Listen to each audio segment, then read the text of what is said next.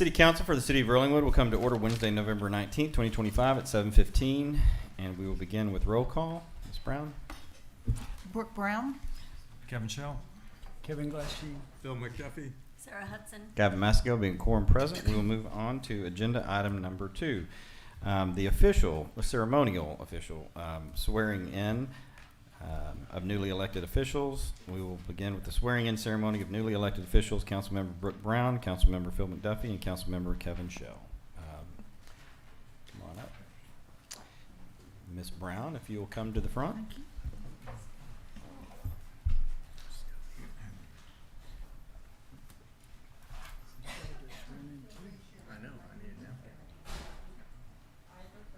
I, Brooke Brown, do solemnly swear that I will faithfully execute the duties of the office of council member for the city of Rollingwood of the state of Texas, and will to the best of my ability preserve, protect, and defend the Constitution and laws of the United States and of this state, so help me God. Congratulations. Mr. McDuffie?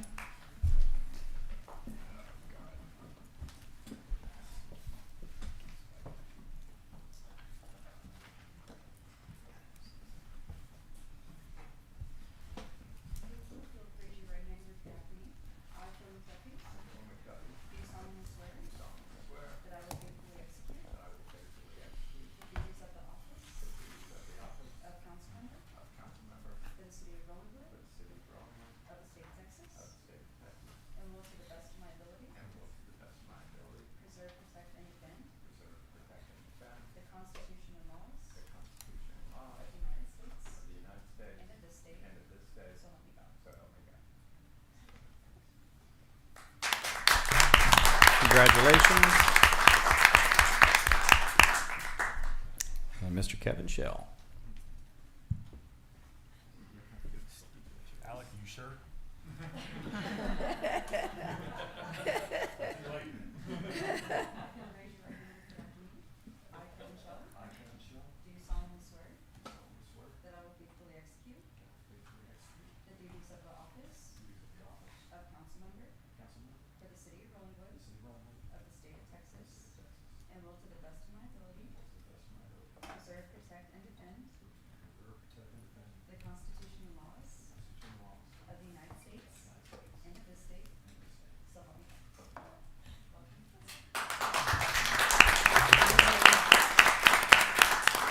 Congratulations, Kevin. Welcome to the party.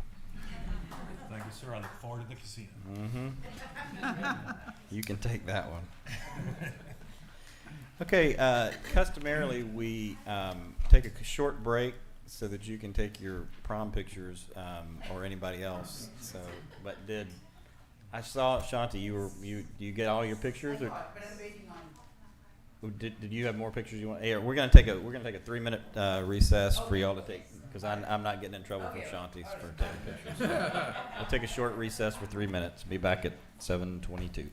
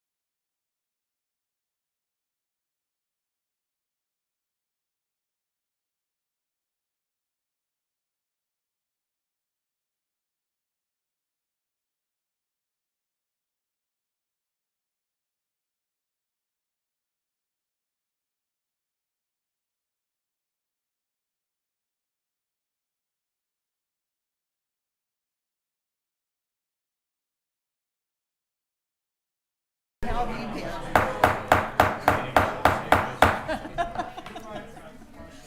Me too. Thanks for being here tonight.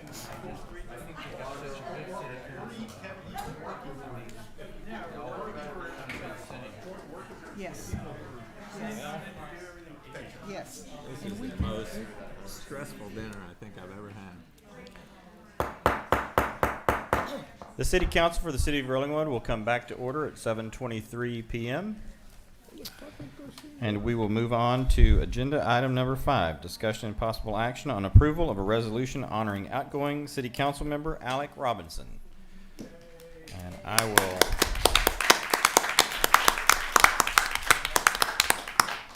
will read the resolution in full.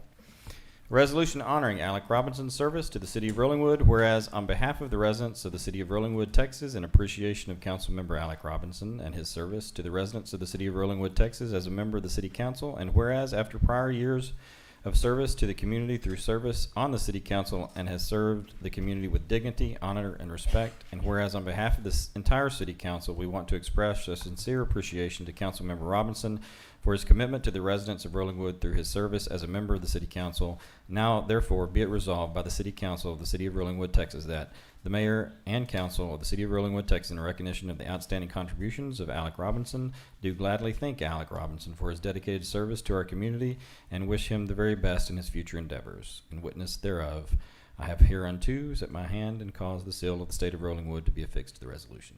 Thank you, Alex, for all of your years of service. And Shanti wants a picture. Turn around. I thought he was coming up to get something. A pat on the back. Okay. All right, and now recognize Shanti. Okay. Oh. Since, what do you get from a historian? More history. History. Okay. All right. Bear with me because this is to honor his service. Okay. I'm here to thank and applaud returning council members Brooke Brown and Phil McDuffie for their prior service and their decision to serve again. A big welcome to Kevin Shell. I want to deliver a special message to retiring council member Alec Robinson. Thank you, Alec, for deciding to run for City Council in November 2021. I'm here to remind you and the community at large about why you deserve extra accolades. In my opinion, and a majority of Rollingwood residents will agree when they are reminded of the reasons for Alec's successful decision to run for City Council in November of 2021. Most Rollingwood residents do not need to be reminded of the highs and lows of experiencing these events of our history, but we need to remind ourselves that eternal vigilance is the price of liberty. Here is what unfolded in 2020 and 2021. And I'm going to go down this quickly, but it has to be done. COVID in 2020 placed severe restrictions on our communing with neighbors and being in constant fear of getting sick. We as a community also had to undergo an endless cycle of angst for simply being citizens of Rollingwood. Starting with a council proposal in April 2020 to relinquish the management of our park to a private entity with ball field leases being handled by that private entity, by the private trust. Fortunately, that proposal was defeated after the citizens' pushback. The Little League lease was renewed in July 2020. In July 2020 came another council proposal to move the police station to 503 Vale for $2 million purchase of the home there. Citizen pushback was quick, and this was cancelled, and the money borrowed without prior citizen approval was more recently used for drainage projects. Then came a very real proposal to build multi-story apartment buildings on Bee Cave Road that would have, among other negatives, block the views of timberline houses and double the traffic on Bee Cave Road. Citizens' pushback and a Save Rollingwood movement gathered steam and quickly caused that proposal to be retired. Then in April 2021 came a vote by the council to eliminate the off-leash dog park from its existing location to be moved to the hillside drop-off area near the ball fields. A small group of citizens started a Community First, Everybody's Park organization. And their petition got the support of over 277 people objecting this action.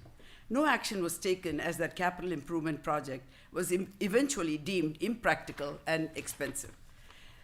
Close upon the heels of the failed off-leash area debacle came what I call the proverbial last straw that broke the camel's back.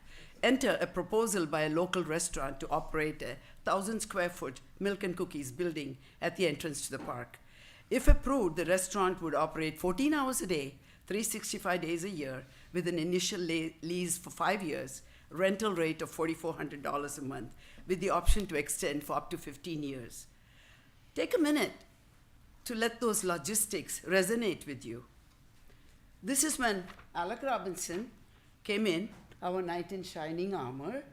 I'm calling you that. As you can very well imagine, Rollingwood residents were exhausted from the 2 years when we were constantly putting out fires. Thanks to Alec and his campaign to run for office, he very quickly garnered the signatures of over 200 people opposing the restaurant, and there were close to 35 in favor. Those opposed to the restaurant were constantly on high alert because the council at the time had the votes to pass the measure in spite of the objections of a large proportion of their constituents. There were measurements made and stakes already in the ground to mark where the building would be located. I have pictures. Entreaties to the owner of the restaurant to locate in the shopping center were to no avail. The meeting on August 25th, 2021 was a day of reckoning. Luckily for us, the stars were aligned in favor of rejecting the proposal, and a tie vote saved our park. Alec, you continued your campaign, tirelessly knocking on doors and riding your bike sometimes so you could cover more homes each day. In the end, you ran as a newcomer in a field of 6, and yet you received the top vote, probably the highest, next only to Tom Farrell and Gavin Massingle's vote counts. I have those records too. You saved, that's why I do this. You saved our park. That will be your legacy in the minds of a majority of Rollingwood residents who can now go back to enjoying our park without a 14 hours a day, 365 days a year restaurant in the park. If it were not for Alec's dedicated campaign to rouse the citizens to protest the location of the restaurant in our park, we would not be having that slice of parkland today, and the peace of mind also. Both Brooke Brown and Phil McDuffie joined you, and the three of you have served our community, and for this we thank you. A disclaimer here, finally. The citizens were not protesting the restaurant because they did not like the cookies. We just did not want them in our park. Thank you. And Alec, thank you very much.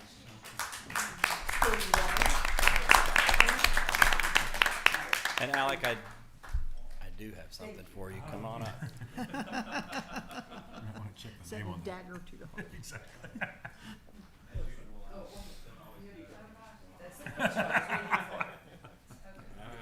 at that. One more. Okay.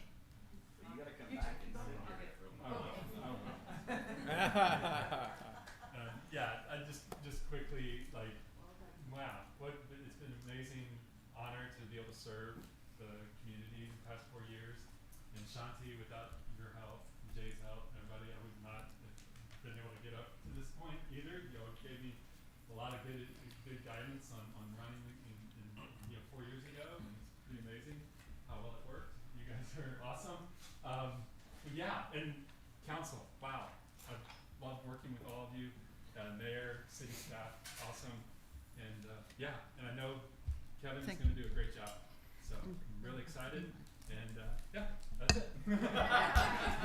Thank you.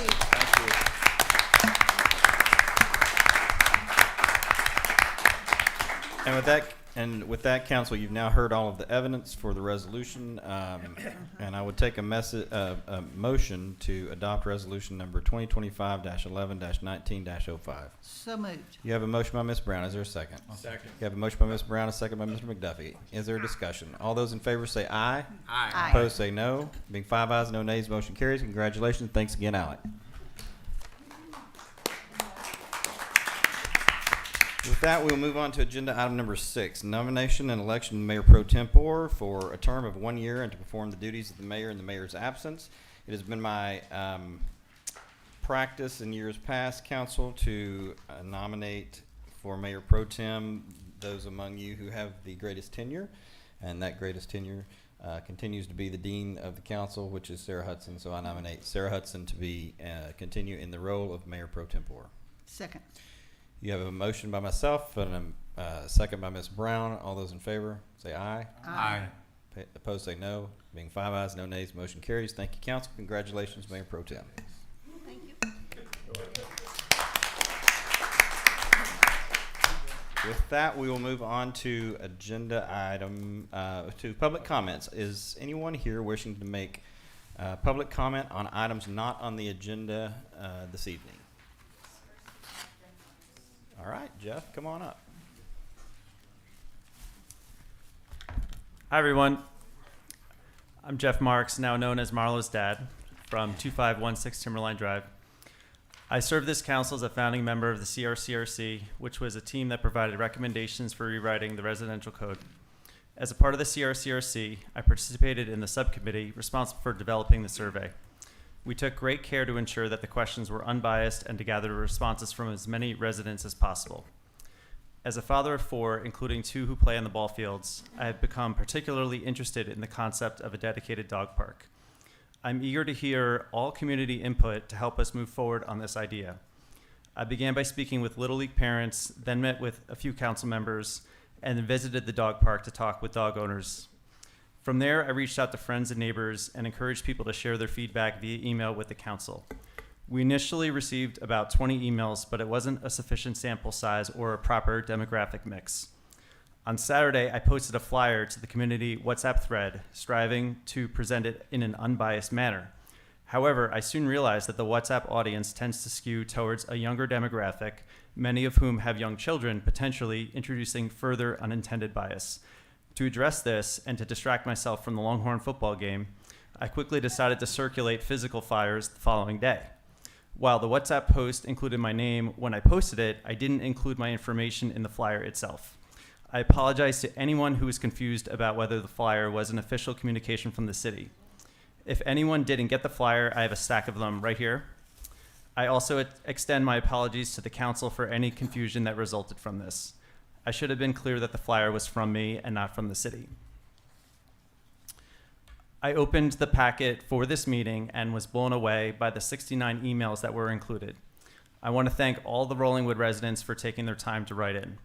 It shows that regardless of our views, we all care about this great place that we call home. I also want to thank the mayor, along with every single member of this council, parks, and our CDC, who have all taken my phone calls, responded to all of my texts, and are thinking deeply about how to move forward. I personally think that there's enough data in the emails to conclude that the status quo of a dual usage is not the best path forward. Melissa is doing a great job with the Parks Commission in trying to keep on a strict timeline. I want this topic to inform parks of the best path forward and not obstruct it. I propose that parks host a town hall ahead of their next meeting to get community input regarding the size, placement, and amenities for a dedicated dog park. If a survey is required, I'm happy to help with it or step aside if I'm viewed as too biased. The West Austin Neighborhood Park is less than 10 minutes from here, and I think that everyone should check it out for inspiration. That park has lots of trees and shade, lots of seating, and zero escaping in the dedicated dog park. Thank you all for your time. Thank you, Jeff. Appreciate you being here. As I've explained to you, obviously the council can't interact with you because this is not an item on the agenda.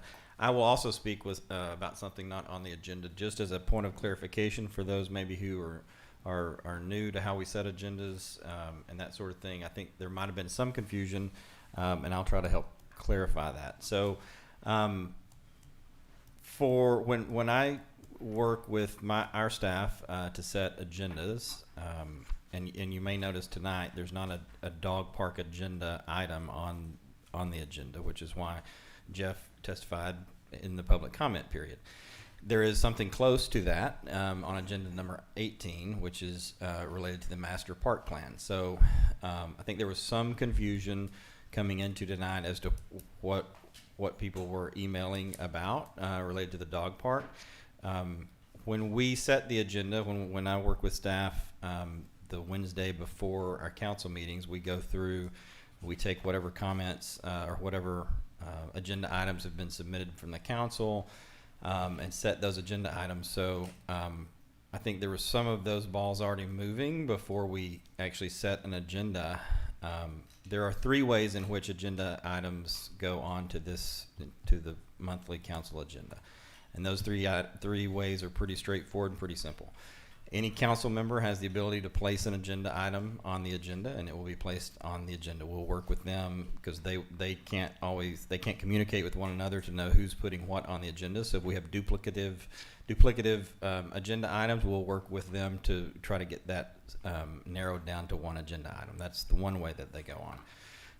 The other way is if myself or city staff has something that we want to put on the agenda, or that the mayor wants to put on the agenda. The only time I put anything on the agenda is if, one, I need to bring something to the council's attention officially, or if there's some sort of ministerial duty that we need them to take action on, or if we need some sort of clarity in the code. So I typically do not put anything on this agenda that doesn't meet one of those 3 criteria. The third way in which an agenda item goes on the agenda is if a board or commission has a motion and takes action on that motion and makes a recommendation to this council. And so if a board or commission has a motion, takes an action, and makes a recommendation to this council, then that will automatically go on the council agenda for that next month. So those are kind of the 3 ways. And so I would encourage the community, if you have things that you want to go on a council agenda, talk to your council members, have one of them sponsor that agenda item for you, and they can put it on the agenda.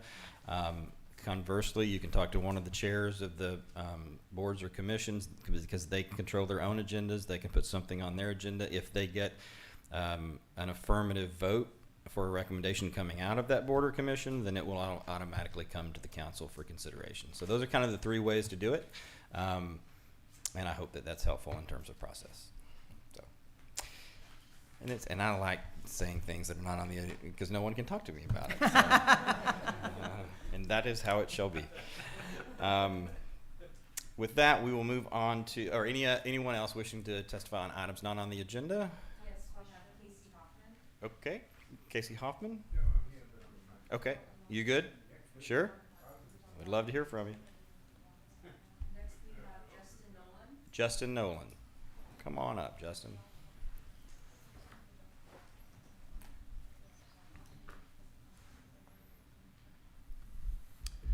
My name is Justin Nolan. I live at 4812 Timberline Drive. I'm a father. I'm a baseball coach for the Western Hills Little League as well. And I just wanted to come and voice support for splitting up the dog field and the Little League fields. This is not an anti-dog position. I want a community where everyone has a place. This is really just an anti-kids playing in poop message. As a coach, I can tell you I've seen kids pick up poop, throw it at each other. I've seen kids slip in poop on those backfields. I've seen kids slide in poop. Baseballs spend most of the time rolling around on the ground through poop and urine. Then the kids pick it up, throw it around, and then after the games, they all get snacks. And without any washing their hands, they go and they put their hands in the snacks right into the mouth. So, again, there's been a lot of WhatsApp messages, Kevin. You and I have communicated there. I do appreciate your latest message, and I think it sounds like maybe we are moving towards splitting these fields up. That'd be the goal here. I appreciate your time, and I really hope we can come to some sort of common ground there. Thank you. Great, thank you. And I'll add one more for clarity purposes. Absolutely appropriate what just transpired with public comment. If you have dog park comments, you're welcome to make them here. Because there was no agenda item specific to that issue, any emails that we did have, we did not want to have any concerns that we were not including things in the packet, and it falls on staff and myself to determine where those things go, because typically when we have input that comes to the city hall to go into a packet, it has to be designated on what agenda item that fits. It most closely fit agenda item number 18, so you'll see a lot of the email communication under agenda item number 18. Agenda item number 18 is not specific to a dog park issue. It is specific to an overall broader discussion about a master park plan, but it's the closest thing we had in terms of being able to post those items. So that's why any of those items you will see are under agenda number 18. I'll also, just for the good of the order, point out it is always welcome and appropriate for anyone in the community to email their council members or myself, any of your elected officials, email all of us directly in terms of what your position is on an issue. And you don't need to inundate staff asking them to then forward it to your elected officials. We have city email addresses. You're welcome to email those individuals out. We would ask that you try to not put them all in the same address. Like if you could send them either blind copied or send them individually, that would be best, because they're not allowed to reply all to those emails. That would be a rolling quorum. That would be a quorum break for them to be able to deliberate via email. So feel free to email all of your elected officials directly. We are happy to facilitate. If you do want something added into the record, which I would argue is above and beyond what most cities in the state of Texas do, but we will gladly add those things to the packet for you if you will tell us what agenda item specifically it is about and affirmatively that you want it included. Please don't leave it to myself or staff to have to determine which agenda item you're writing in about. If you'll help direct us to which agenda item specifically you're addressing and that you do affirmatively want that in the packet, we will accommodate that. But if you'll help me keep some of that burden off of the staff to asking them to forward it on to folks, that would be great. Kevin? I just want to point out that on the website there's a Meet Your Government page. All of our email addresses are on there. Yeah. So that's where you can find it, and I absolutely encourage what the mayor just says to reach out to all of us, and we will reach back out. So New guy's a glutton for punishment. never mind. No, that is absolutely correct. We do post all of those, and so feel free to utilize them and get that information to us. Okay, with that, anyone, what else do we have for public comment? We have Emily Nolan. Emily Nolan. Sorry, I'm not. Okay, no problem. Next, Next we have AJ Whitney. AJ Whitney. Welcome, Mr. Whitney. Oh, thank you. I'm AJ Whitney. I live at 2803 Hatley Drive. When my wife and I moved to Rollingwood over 20 years ago now, one of the reasons that we did that was because it is such a beautiful community with rolling hills and natural ravines and beautiful trees everywhere, and it's still that way today. And I think that's one of the things that makes it such a desirable community for people to live in. I think it's kind of incumbent on all of us, as changes happen in the community, which they inevitably will, that we put the natural environment of Rollingwood first and foremost and try and maintain that as we're building new homes or renovating homes or doing public works projects. The goal should be to be as unobtrusive to the natural environment as we can. It's part of the identity of Rollingwood. We have a leaf as our city logo. It's just it's who we are here in Rollingwood. So I was very disappointed this end of last week to learn that the city is building a 33-foot wide spillway to drain water off of Almerian Way into the adjoining creek. That is part of the kind of ongoing Hatley drainage project. Kind of prior to all of this, water used to flow from Pickwick down to Hubbard, down to Hatley Drive, and then around the bend, down Almerian Way, and all that water used to be disposed into the creek via a chute that was about as wide as I am tall, this wide, successfully. That's how it used to work. So now we have a drainage project, we're well underway, where we are collecting the water from Pickwick and Hubbard and Hatley putting it in an underground pipe and delivering that to the creek underneath Almerian Way, which is great. Now that water is not flowing through people's yards. It's not going to be flowing down the public streets, and it is going to dramatically reduce the amount of water that is flowing down, excuse me, Almerian Way. There should be a very small percentage of water compared to what used to flow down that road.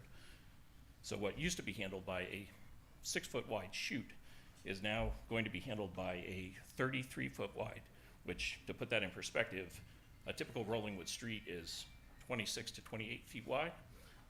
We know how wide that is. You can park a car on each side of the street and 2 cars can pass. So it's a wide area. Take the width of one of those streets and add this much and more, and that is how wide that new spillway is. So it's supposed to handle far less water, just order of magnitude, 20% of the water that used to flow down that road and was handled by a 6-foot spillway is now going to be handled by a 33-foot spillway. It makes absolutely no sense. So I just wanted to bring that to the attention of everybody. It's a huge amount of concrete. It's yards and yards and yards of concrete, hundreds of square feet of concrete that are going to be poured into that ravine. It will be a permanent fixture in Rollingwood, and generations of the Rollingwood community are going to have to live with that. There is an easy solution to it.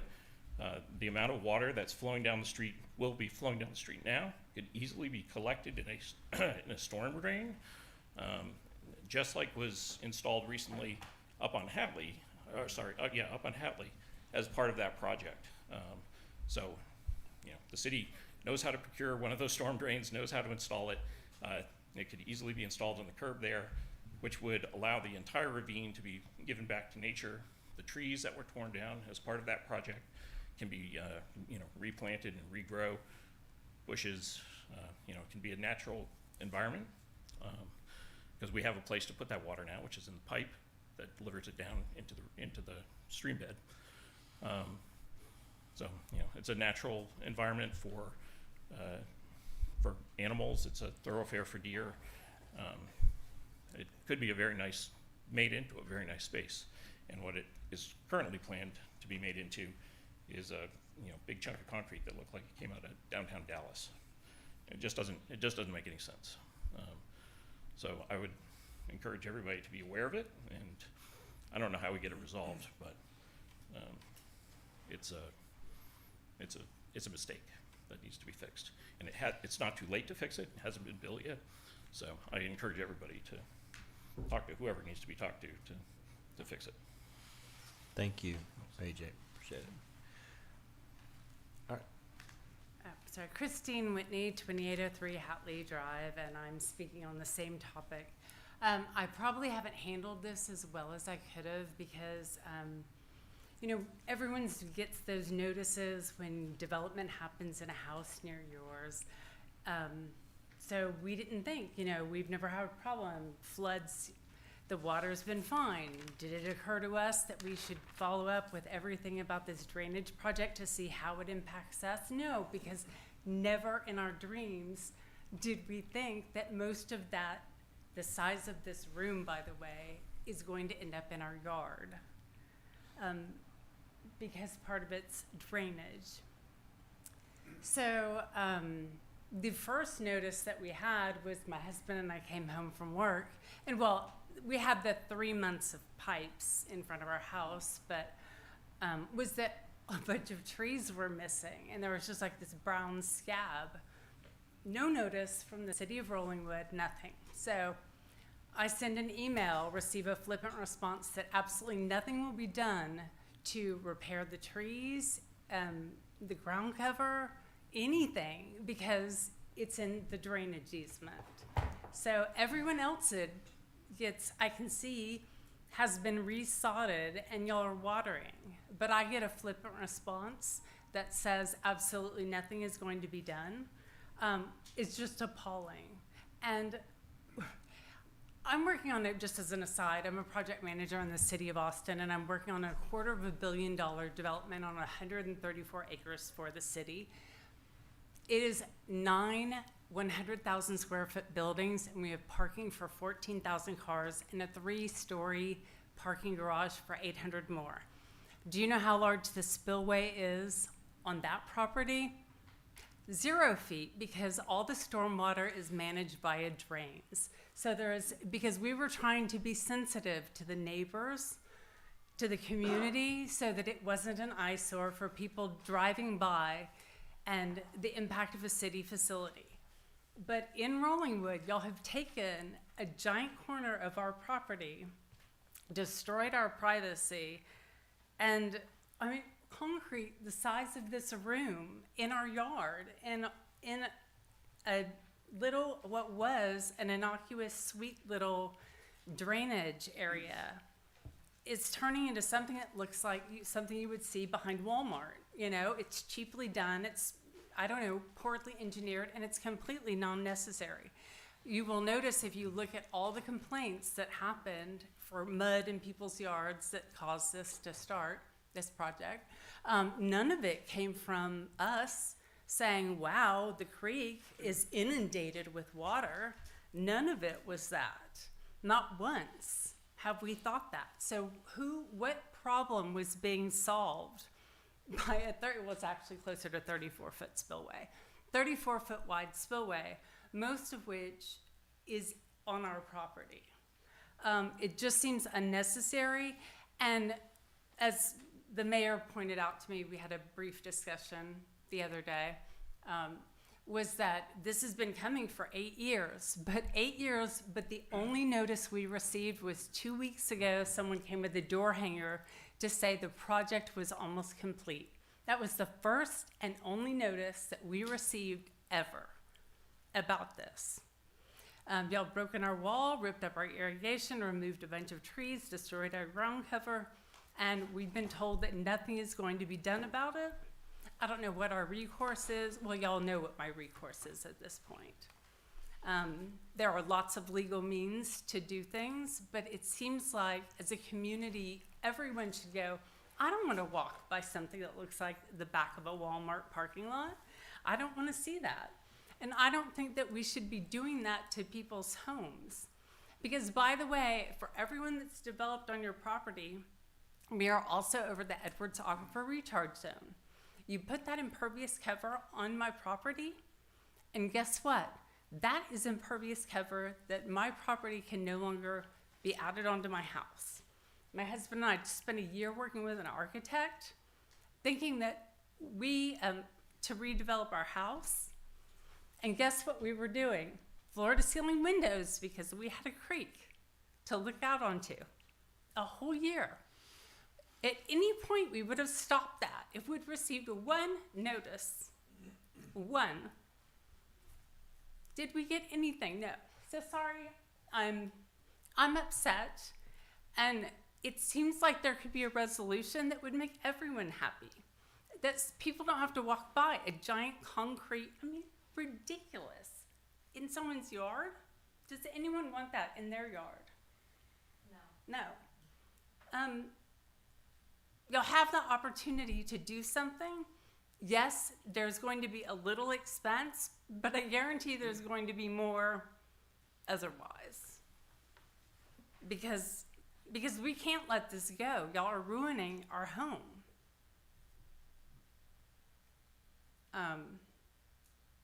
Anyway, it's just appalling. And I'm really horrified that as a city, y'all would approve plans that are so disrespectful and so non-community minded as just to be so blasé about it is just appalling. And I would like to think that's not who we are as a community. It's not who I thought we were as a community, but it's where we're at now, and it's really appalling. So I don't know what can be done. I know y'all can't really respond, but guidance would be appreciated. Otherwise, I guess we will be seeking guidance elsewhere. But anyway, I would appreciate y'all doing the right thing for everyone, for absolutely everyone. Thank you. Thank you, Ms. Whitney. Any other testimony for items not on the agenda? We have Shanti. Shanti? It's under. Oh. Jeannie Meyer. Jeannie?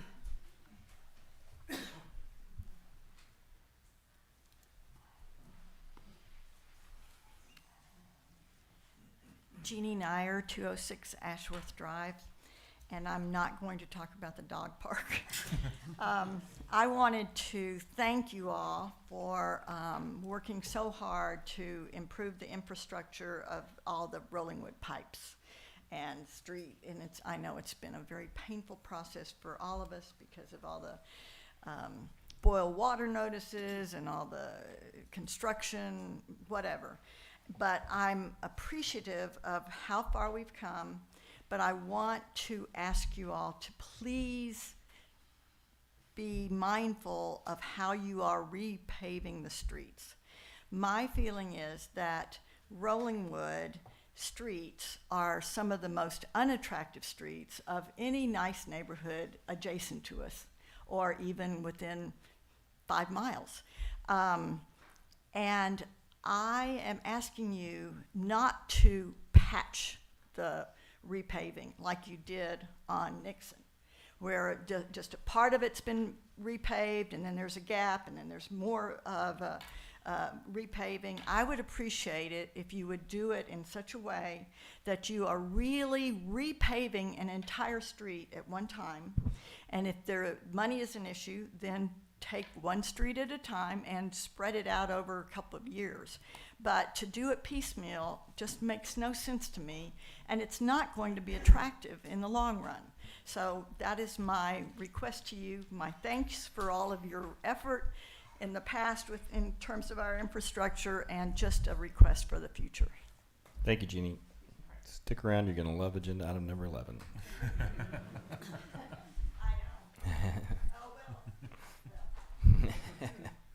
I can talk more about your comments there on agenda item number 11. All right, anyone else? Jennifer? Nancy Littlejohn.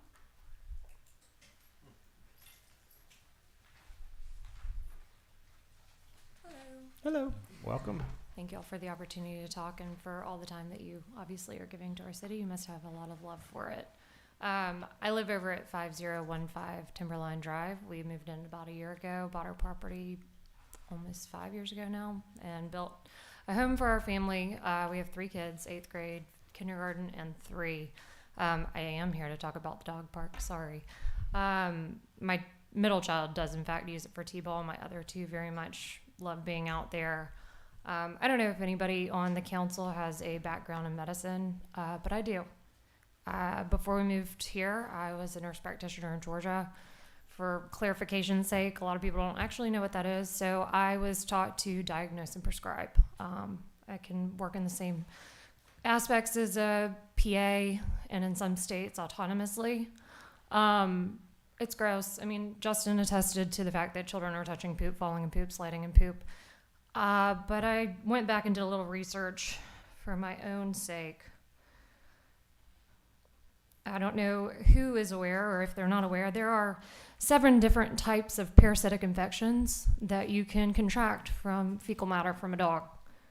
4 of those are worms. Most cause diarrhea. 1 can cause ocular blindness, particularly in children. They're the most vulnerable. Some can cause septicemia, aka sepsis, can kill you. There are 6 bacterial infections that are easily contractable from dog feces exposure. Additionally, they can be carriers for the rotavirus, which, if you don't know our vaccination schedule, it's on there because it can be it can put a child in a hospital and potentially kill them as well. It can cause fungal infections, such as It can exacerbate children's asthma as the particles are aerosolized. It can also contain antibiotic-resistant bacteria, including MRSA, E. coli, and Salmonella. As I mentioned, blindness is one of these. Severe diarrhea, hospitalization, potentially fatal, all require heavy antibiotics, antifungals, antiparasitics, all of which are detrimental to the gut health of children. And as we are all learning, gut health is instrumental to our immune systems and our lifelong health. I went ahead and did a deeper dive and ran an analysis. about what the typical treatment is for all of these disease processes. Some, you're lucky, you're out of the hospital, it's a couple weeks of antibiotics. Others, it's not. It can potentially put you into the hospital for up to 2 weeks in an ICU. The care and expenditure that this could typically cost a family could range up to $100,000, if not more. Now, I don't know about any of you, but if my child was exposed to one of these diseases due to a refusal of separation of spaces, I would sue a city. If my child comes down and gets a thing that causes them eternal blindness in one or both eyes due to fecal exposure due to commingling of a dog space with a child's play space, there is no wrath that has been seen like that before. So I went further to see what the typical multipliers are for suffering, in particular in a pediatric case when someone is sued. Mild, 1 to 1.5, moderate, 2 to 3 times, severe, 4 to 5 times, catastrophic, permanent damage, 6 to 10 times. It says the exceptions are things where the multipliers often end up much higher, including blindness, kidney damage, brain injury, disfigurement, lifelong illnesses. Those things can be caused by sepsis. So I wanted to bring it to the city's attention because I don't think anybody wants this beautiful city of ours that we chose specifically to live in due to the immense amount of community and communication. And I've never lived anywhere like this. I tell everybody it's like 1950s Americana. I've never met nicer neighbors that care more about each other or more about the place that they live. And I don't want to see this city have a suit brought against it because we decided not to protect and separate these areas. I have a dog.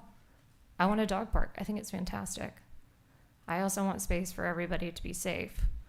The further issue is it's not just about picking up the feces from the dog, because I know that everybody tries really hard to do their job. Soil becomes infected with the feces, and then whatever those bacteria, those parasites, etc., they get into the soil. So even if it is perfectly cleaned up, it is then ingrained in the soil and is still a potential vector. So I just wanted to come here and say, I thank you for your time. I know this has been a really heated conversation, but in addition to all of that, I took one more look and I noted that in your oath, you say that you swear to protect the state laws. Well, I looked at the Texas state health statutes and I found around 10 that we could potentially be considered in violation of for not keeping this space clean. So I would like y'all to pay attention, go look at the statute yourself. It's not hard to find, but we're definitely not protecting people and we're not keeping the space safe and we're not doing our due diligence by allowing this commingling. Thank you. Thank you. Thanks for being here.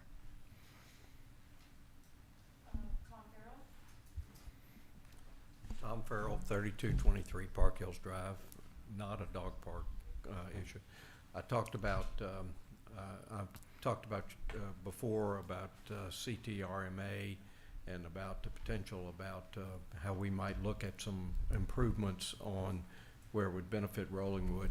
Tonight I'd like to address one issue we have. Currently we have I-35 under construction, 360 under construction, and I would like the city to consider asking CTRMA to hold off on construction on Mopac until one of the other arterials are going north is complete.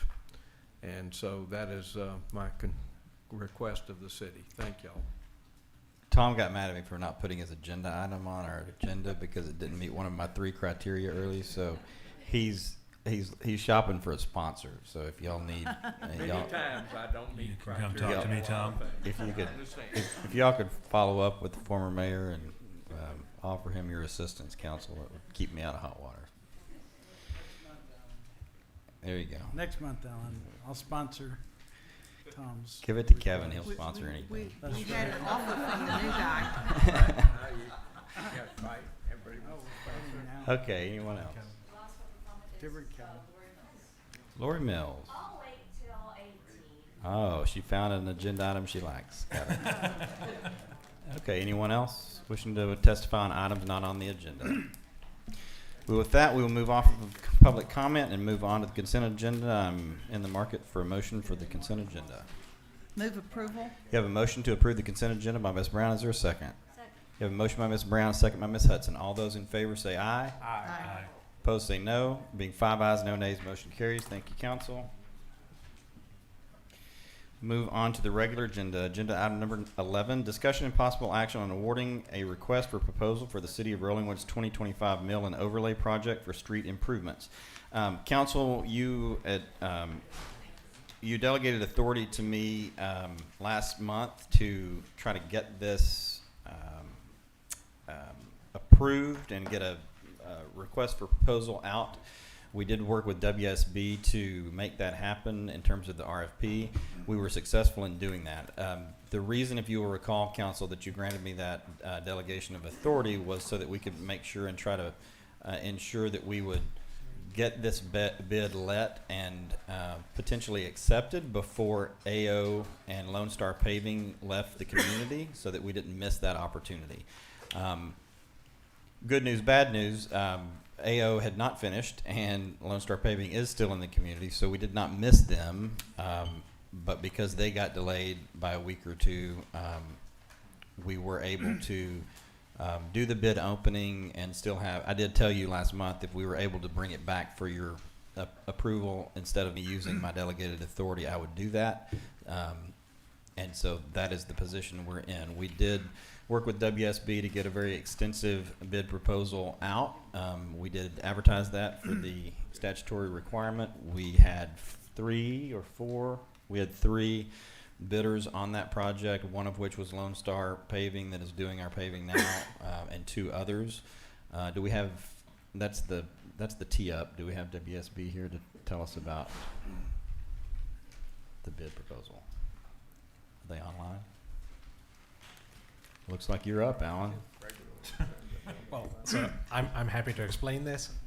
Your packet, the item for this is fairly extensive. I've included for you the mill and overlay project, which is the actual request for bid that WSB prepared on our behalf, and which we advertise on our website and the Austin American Statesman. It's 179 pages. It's very, very detailed, and as council authorized the mayor to do, it addresses in order of priority the 2022 street paving priority plan that was prepared for us by WSB Engineering. I've also included the 3 bids that were received during the bid opening. We had a bid from Alpha Industries, a bid from Bennett Paving, and a bid from Lone Star Paving. And WSB Engineering on our behalf has poured through the responses, looking for any inaccuracies, any deficiencies that might suggest that the bid was suboptimal or somehow flawed. They haven't found any, and their recommendation, as you see in your packet there, is to award the bid for such paving to Bennett Paving. I am pleased to say that we had initially had what we call the base bid, where we tried to address items 2A, 2B, and 2C off of the recommended improvements from the paving priorities plan, and then a la carte options for 2D and 2E.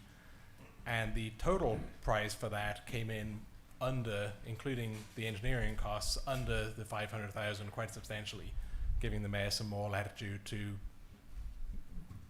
potentially do more projects this year in addition to what we thought was already an optimistic ask. So the recommendation before you is from WSB Engineering, and I don't see any reason why. They've screened Bennett Paving. Bennett Paving is the low bidder. They believe it's a fair and reasonable bid, and that they're capable of conducting the work in the times that we've allotted them, which is 21 days.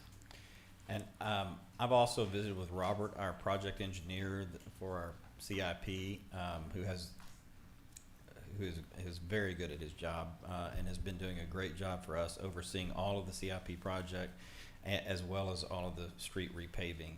I talked to Robert about Bennett Paving. He is familiar with them. He's worked with them. He thinks they do good work. Bennett is not quite as big as Lone Star Paving, but he says they do good work, and he thinks we would get good work out of them.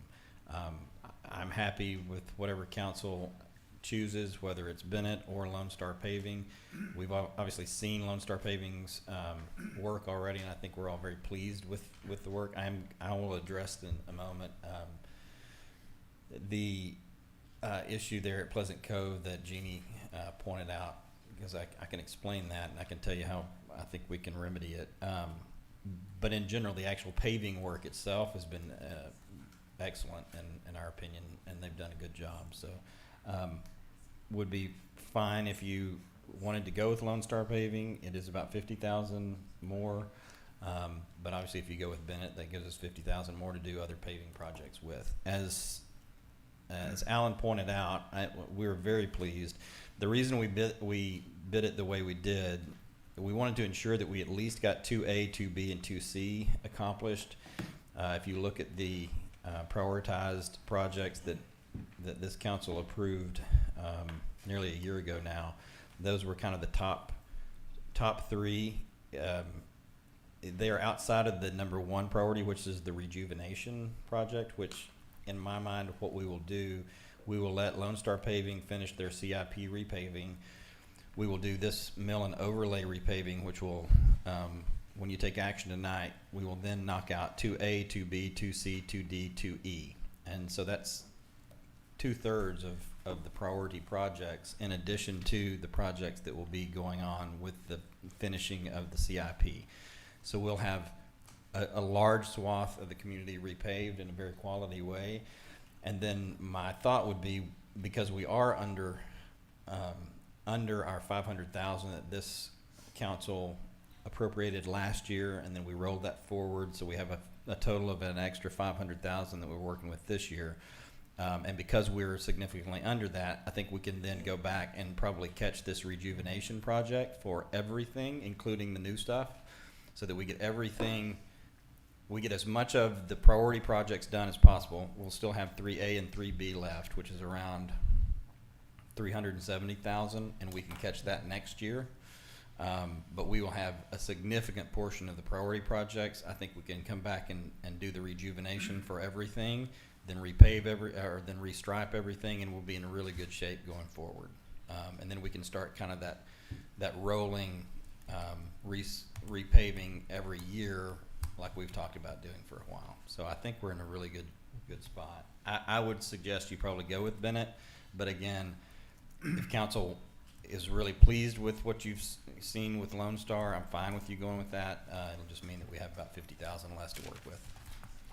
Yes, ma'am. I called Alan.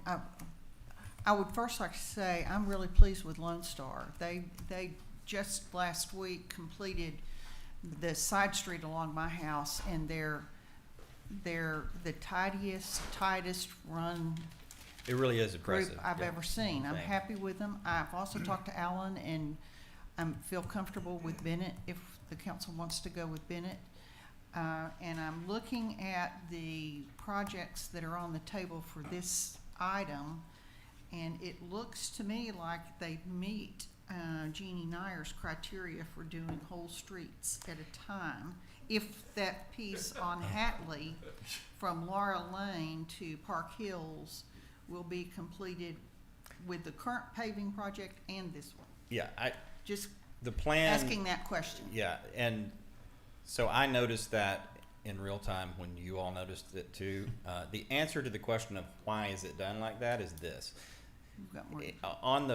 On the drawings for the CIP, those were two different projects. So the project on your side street was one, and the Pleasant Nixon was a separate. And so those two things were drawn differently and handled differently.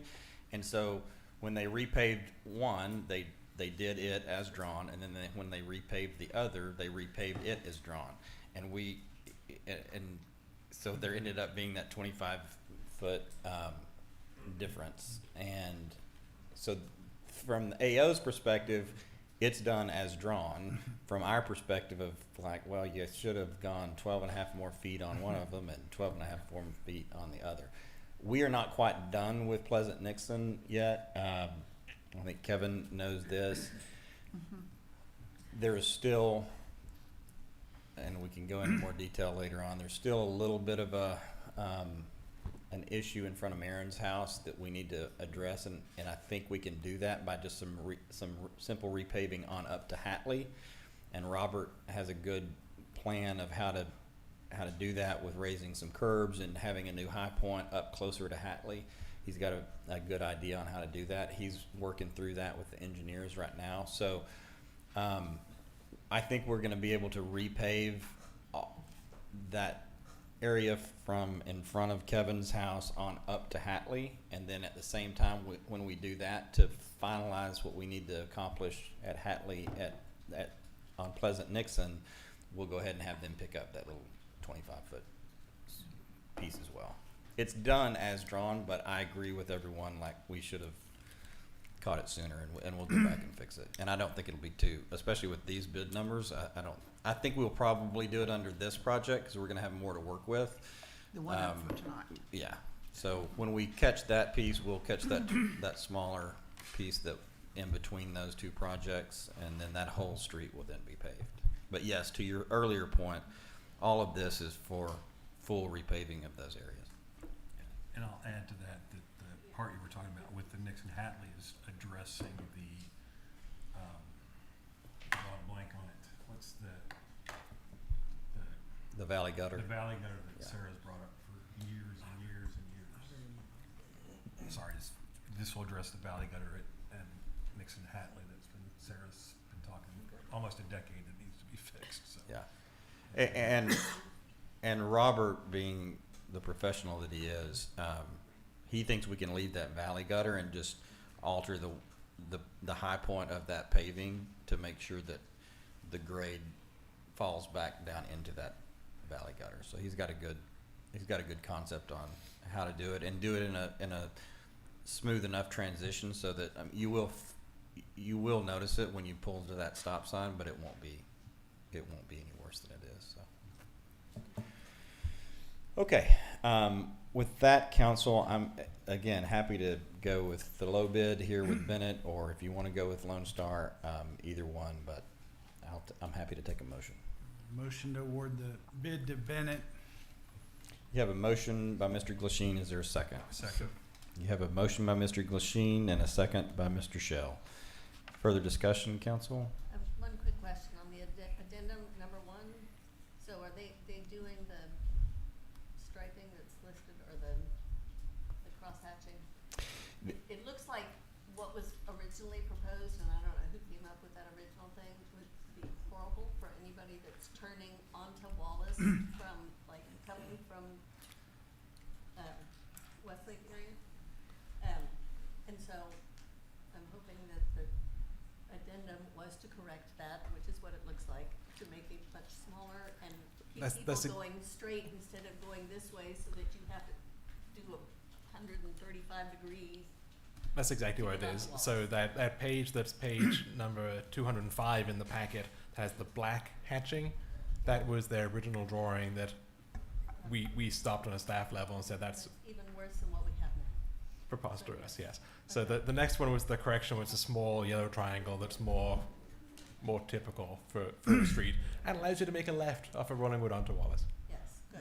Okay. Yes, ma'am. Thank you. And my thought would be, we'll try to do, if we do have money to do the rejuvenation piece after this is over, my thought would be, we'll try to get all of it done before we come back in and do the striping and repaving, or restriping of everything, so it's all consistent. And Chief has gone around and made a list of some of those areas that she thinks are important for us to stripe. Right, and that's actually included in the packet there. So what we've done on there is part of this Bennett bid, the striping would include double yellow lines at any point where there are yellow curbs, which generally also then aligns with those very steep hills where you really can't see who's coming the other direction. So anytime you see there will be the addition of some double yellow lines down some streets that don't currently have it, just to reinforce that it is two-way traffic and to keep out the way there. Okay, any further discussion? Hearing none, all those in favor say aye. Aye. Opposed say no. Being 5 ayes, no nays, motion carries. Thank you, council. Moving on to agenda item number 12, discussion and possible action on installation of a valley gutter at the intersection of Vale Street and Bettis Boulevard and other water diversion structures. So, council, you'll remember there was a motion last last council meeting for us to take a closer look at this with the engineers. We did that, and what's in your packet tonight has been shared with all 4 of the neighbors at that intersection. You have a $200,000 solution. You have a $90,000 solution. Both of those seem a little bit steep. Our goal, myself and staff, in coordination with K Freeze and the contractors and Lone Star Paving and Robert, was to try to get some sort of consensus between all of those neighbors to do a version of one of those 2 solutions at the time that we were repaving that street, which has not occurred yet, but probably will occur tomorrow or the next day, maybe Monday. We were not able to come. I know you've all received some communication on this item. We were not able to come to a consensus as to what that solution should ultimately be. And I think that we probably would be able to come to consensus on one of these 2 engineered solutions that you have in your packet. We have not had time to really ensure that we have broad consensus on that. I think what we were not able to achieve is is something that looked and felt like those engineered solutions, but done in the field while we're doing the paving. And because we weren't able to get that broad consensus, I was not comfortable in moving forward with that solution until we had a more time to talk to all of those neighbors, all of those homeowners, and make sure that everybody was on the same page. I was willing to try to kind of push the envelope and push the time frame on it if everybody was on the same page, but at the point that we didn't have everybody on the same page, I wasn't willing to make that call because I think it could it's just probably not best to do that. So I don't have a great solution for you this evening. I don't necessarily think that there is action for you to take this evening. I have instructed AO and Lone Star to go ahead and do it as drawn, which would be to repave that area exactly the way it is now. Long term, I think there are some solutions that we could come back and explore after they do the paving that would not include necessarily undoing the paving that they're about to do. I think that in visiting with Robert and the engineers, there are some curb improvements that we could make along that area that involves a low spot in front of one of those homes. We could do some of that to raise that curb. As Robert pointed out, though, if we raise the curb on one side, we'd probably need to raise the curb on the other because you would then be moving the low spot kind of back to the other side of the street. I think that there is a solution here, and I think that there's probably a middle ground solution that at least makes it better, that is less than both of these estimates that are in front of you today. So as it stands today, how we would move forward is we'll have them just repave it. It'll be better just because it will be fresh and repaved. And then we will probably, and we might even work with Bennett when they're in town because they'll have their own subcontractor to redo curbs and that sort of thing. We could talk to them. We could talk to the engineers about maybe trying to raise those curbs a little bit to give a little bit more ability for that water to kind of escape slowly around the corner, which it is escaping now. It's just, it is a low point. And if you look at that intersection, I visited with Robert about it. I think it was just the intersection itself was not designed correctly when the community was built. The way they do the way they do the transition in terms of the high point that's in on Bettis coming into that intersection is not how they do transitions anymore. It looks odd. It's off. It took him about 30 seconds to tell me what the problem was. So, but that doesn't make it took him 30 seconds to tell me what's wrong with it, but it doesn't make it a cheap solution to fix it. So, anyway, my suggestion would be, or at least where we are today, is we will get it repaved and then we'll look at trying to raise that curb and then see where we are. I mean, we can always come back. The $200,000 solution is always going to be there for us. But I would like to try to make some sort of modest improvement to it to at least give some comfort to at least one of those homeowners that is on the downhill side. I do feel for them on it. And I think there are some modest improvements that we could do to make it better for them in the short term that aren't cost prohibitive. And we can do that with Bennett when they're in town. What time frame are you thinking about with Bennett having them? If we're going to talk to these homeowners, we got to get the engineers will sign off on whatever those changes are. We'll make sure that they're not going to cause problems downhill. Is this a this year thing? Is it a first quarter I think the thing? curb improvement certainly could be this year. Okay. And even if we needed to come back to council and do some sort of modest appropriation for it, I definitely think that could be this year. You know, once we get it repaved, are we going to want to peel that pavement back up and do the $200,000 project? Probably not. But if we could do something, some sort of modest improvement, well, when I say this year, I don't necessarily, we're about to be into Thanksgiving and then Christmas. I don't know that I mean January 31st, but I do mean in the reasonably near future. But to be fair, you know, Bennett's going to sign up 21 days, so by definition, they're going to be here. And, Right. Okay. And I'll just say from looking at this and being on site, just as a non-engineer looking at it, the $200,000 fixes the road the right way it probably should have been built to begin with, but it doesn't take into the drainage basin on the south side of that street is just not really problematic. Versus the 90,000 is where all the water is. So. And there are some other things that we could explore. You know, you can do, you know, instead of putting the hip in the, you can do an inverted hip. I mean, there are some other things you could do that aren't necessarily the best practice. But if we had to get more creative with the downhill stretch into the, you know, to the city of Austin, like there are some other things that we could do. But I think we do need a little bit more time to have the dialogue with the four corners. It's really three of the four. There's one of the four is on the uphill, like they're never gonna. They're like, yeah, whatever you want to do. It's the other three that are gonna have it, you know, the most to say about it. So.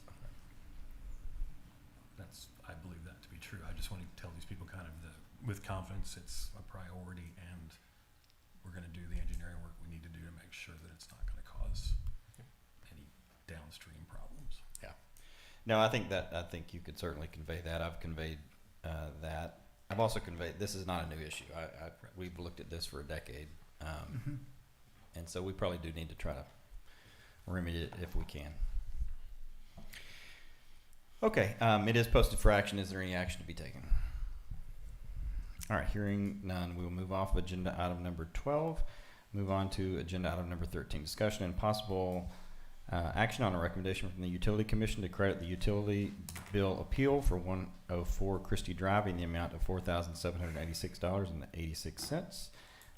With that, I will recognize Alan. We also have Veronica here if you have any questions, and I know she's well versed on this issue. Alan? So council, in your packet there under agenda item 13, staff, we've included as many attachments as we think we possibly could to help you understand this issue. We have a timeline of events that's been prepared by staff. It's also been presented to the Utility Commission so that we can understand exactly when the leak started, when we became aware of the leak, when work was done in that area around the home, and our correspondence and our observations in the field from our public works staff. We also have the appeal documents that were submitted by the residents, documents provided by the residents to kind of explain his request for this additional credit, because credit that he's requesting above and beyond what has already been afforded by Mayor Messingill. We have an email from Johnny Coronado, who's on our public works department, where he went out there to investigate the water leak on the city's behalf. There was a possibility, or the homeowner said it's possible that AO may have caused the leak outside of his property, so we have confirmation from AO Services about their work schedule in that area. And we also then have a list of the credits that the mayor has afforded to that property owner to date, along with some very, very extensive consumption data if you chose to pour through that. I think that the information hopefully speaks for itself, but if you'd like to, I'm happy to answer questions, and as the mayor said, Veronica is also here if you have more technical questions. I will note that the Utility Commission did recommend, their recommendation to council is to grant another $4,786.86 of credit to their utility bill. Here's, council, I'm fine with whatever you want to do on this. I wanted to, I approached this early on in visiting with Veronica. I'll be honest with you, I've had staff spend more investigative time on this than I ever care to again. And at the end of the day, I don't know the answer. I cannot, we certainly cannot prove that AO caused this leak. I think I understand where the homeowner's coming from and thinking that they probably did. I also understand where AO is coming from and their absolute denial that we did not, and we were gone from that area for weeks before this leak was detected. So I can't tell you if they did or did not. I also cannot tell you definitively if the leak was caused by the contractor that was working with the homeowner, or if the homeowner did it or did not. I don't know, and we have looked at it, have spent a number of man hours for the staff to both Veronica and the Public Works Department. We're not investigators, and we've given it our best shot. I don't know, and that's why I tried to, for lack of a better term, split the baby and make an accommodation while also not, totally forgiving all of the cost of the water leak. So I've given it my best shot. It was not enough for the resident. I understand that, and I'm happy with whatever. I'm fine with whatever council's decision is on it. I would just like to move on past it, one way or the other. I'll just add that I went on site and looked at this, and we've all seen what the contractors are doing to the streets, and we've all seen what the contractors do in our yards. And just, I want to walk down the hill and looked at it. There's the pipe cut in the road down the cul-de-sac right to the point where this problem was, where the neighbor had the leak. And we've all seen when the jackhammers have been hitting, feeling, seeing things move in our houses and all that kind of stuff. So again, my best Rollingwood CSI impression, I couldn't come up with an answer to this either. So, and that's where I was clear to your point, and that's honestly where I started. Like, of course we did it. Of course we did. But then when you look at the leak detection, and then you look at the work logs, and you're like, okay, well maybe we didn't. And then well, there was a contractor on site. Well, there was a silt fence that would have had some stakes that were. But again, I don't. But maybe not. Maybe it's not that. I mean, maybe it was a slow leak that we just finally worked its way. I don't know. So I don't want to, I've been thinking a lot about this, and I think I don't want to get in the middle of this split the baby cut. I don't want to be negotiating with everybody this problem. I think we have to make a decision one way. I mean, fortunately, these things don't come up very often. Correct. So I move that we go ahead and settle this, and I don't know how to make a motion. I've never done this before. Oh, sorry. It's exciting times. I move to. Keep going. Whatever you Grant. want to do. Grant. I move to grant the applicant the $4,700 and change that requested in this, and that the same dollar amount that the Utility Commission recommended unanimously. You have a motion by Mr. Shell. And since it's Councilmember Shell's first motion, You gonna I'd give him like a to second? raise a point of order. Break him in right. Hang on. All right, you have look at that. All right, we'll second it, but we want to talk about it. All right. We get to do it after it's Yeah, approved. you have a motion by Mr. Shell. Is that a second? Yes. And you have a motion by Mr. Shell, a second by Mr. Lachine. This Kevin and Kevin thing's going to give me trouble. But I want to make sure I understand it. Further discussion, yes. I want to chime in. Okay. Go ahead. Okay, so on behalf of the Utility Commission, and I was there for the discussion, first off, this is unlikely to happen, hopefully, a lot going forward because of electronic meters, and if people would be so kind as to set leak detection and that type of thing, then it can save every citizen here a lot of time and effort and money. If they set the leak detection, you just go online, you set up a leak alert. If you can't do it, come down here, talk to Veronica, she'll help get you set up, and then you can get texts and you can get notifications and emails anytime there's an abnormal leak, and get right up on top of it rather than having a multi-$1,000 bill, first and foremost. Secondly, the feeling that I got from the Utility Commission is there was the possibility that a pipe got nicked and did not start an active leak, and that with temperatures dropping and with possible vibrations in the road or other things, that nick then became a rupture that started the leak. And I think their feeling was the tie goes to the runner on this, and that was why they made the recommendation that they did. Yeah, and that's fair, and I thought through those very arguments too, and I'll say too, I was maybe more passionate to not grant relief when I originally started this, looking at this, thinking that the homeowner had signed up for the leak detection. I later learned that wasn't the case. And I don't fault this is a new system. People are not fully. They don't fully recognize that that's an option to sign up for that leak detection. I thought they were signed up for leak detection. That turned out not to be the case. So I sort of go back to that tie goes to the runner. But I felt like I had granted as much relief as I was willing to grant without council's approval. So that's why it's before you. Well, I did just want to add, I appreciate that approach because I think we should err on the side of taking responsibility. So. Okay. My only question on this is, why did it take so long to figure out that aside from the fact that they hadn't signed up for the leak detection, was the water the leak not obvious? I don't know the answer to that, and I tried to get to the bottom of that as well, because it was a lot of water by the time it was done. And I think Over 1,000 gallons an hour. I think that the answer to that question is that they weren't home because they had a construction project going on. I don't know that that's correct, but I believe that to be correct. Do you think that, Veronica? We don't know. We're not sure. I can't answer that question. I wondered it, but I can't answer. That's a crazy lot of water to be.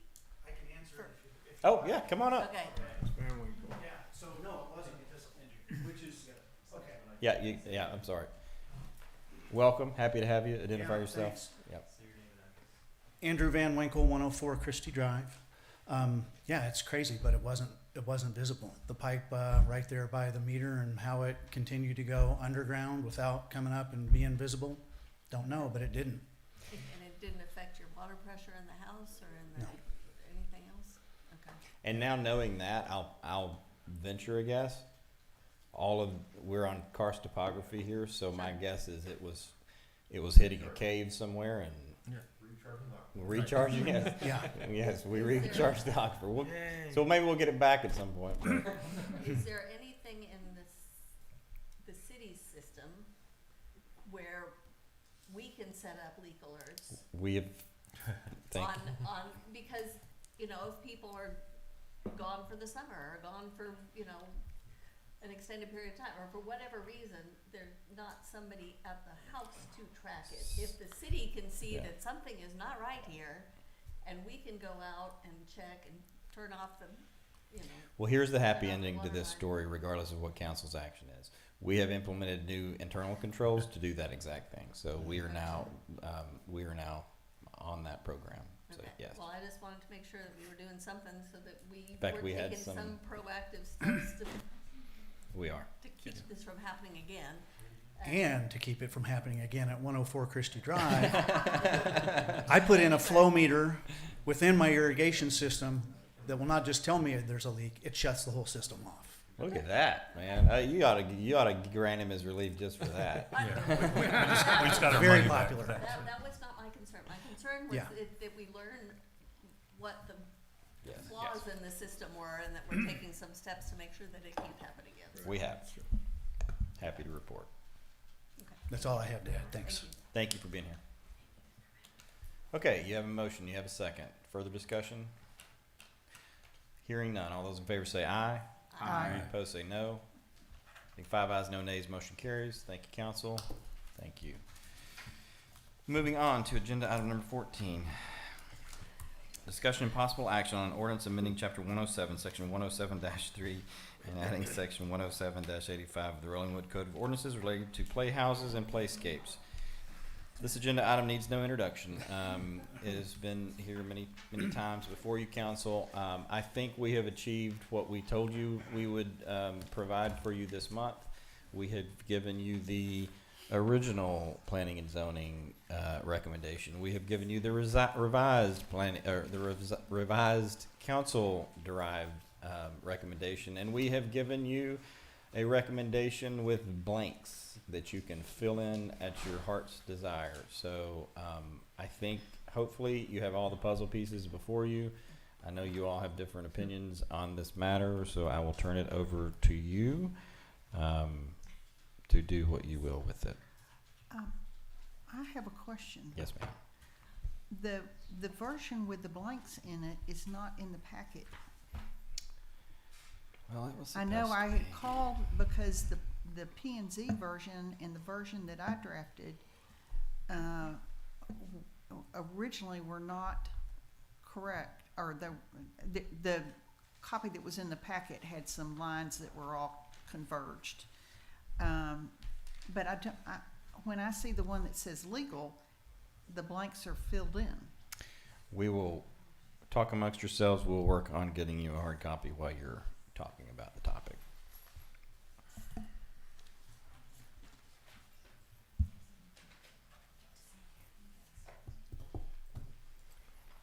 I don't want to talk to you. You want to talk to him? Who's gonna win the NMUT game? Chair.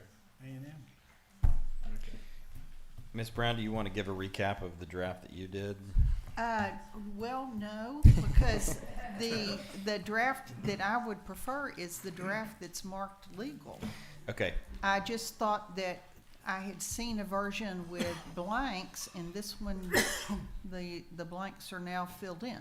Okay. So I don't think we have in this packet the legal version. Yeah, I'm going to. So I think we need to postpone I'm good. action. Let me just withdraw agenda item number 14 for a moment, and I'm going to see if Nikki can print out. Well, I don't think it's, if we want to adopt the legal version, it's not posted in the packet. You can So- still. That's fine because you could rewrite the thing from the dais if you wanted. Okay. If you all want to postpone it, it is your prerogative to, and we'll bring it back to you next month. And maybe 5 will be a charm. When I got, I'm not, It's fair. I thought that we had this in. We talked about it in agenda review. right, and I didn't get to this, I didn't get to the point where I could take this up and think about it till the blank version disappeared, so. Well, you know I'm me. not I'm always prepared to happy to move punt forward. if y'all want to bring it I back. think we have enough other stuff on the agenda. We do have that. I Okay. didn't, I'm sorry, I didn't, We can bring it I'm back. agreeing with you. okay. Is the consensus okay with council to leave this pending Absolutely. to a time certain next month? Then I need that motion. Yes. So moved. Okay, we're going to provide you hard copies so you can take it home and read it in bed tonight, but we will bring it back to Are we you. doing that? Yeah. Okay, I need a motion to But thank postpone you. time certain. So Motion. moved. You have a motion to postpone this agenda time certain to next month's meeting. You have a motion by Ms. Hudson, a second by Ms. Brown. All those in favor say aye. Aye. Opposed say no. You have four ayes, one abstention, motion carries. The abstention was Mr. Shell. Moving on to agenda item number 15, discussion and possible action on request from the Rollingwood Women's Club to display holiday lights in the park. This is my agenda item. The Rollingwood Women's Club has asked for this accommodation. I think it's a great idea, and happy to take a motion on it, and then we can discuss it, or however you want to proceed. It's my understanding that this came up at the Park Commission meeting, We did. and that the Park Commission had a recommendation They did. that we don't have. That would be great, Lori.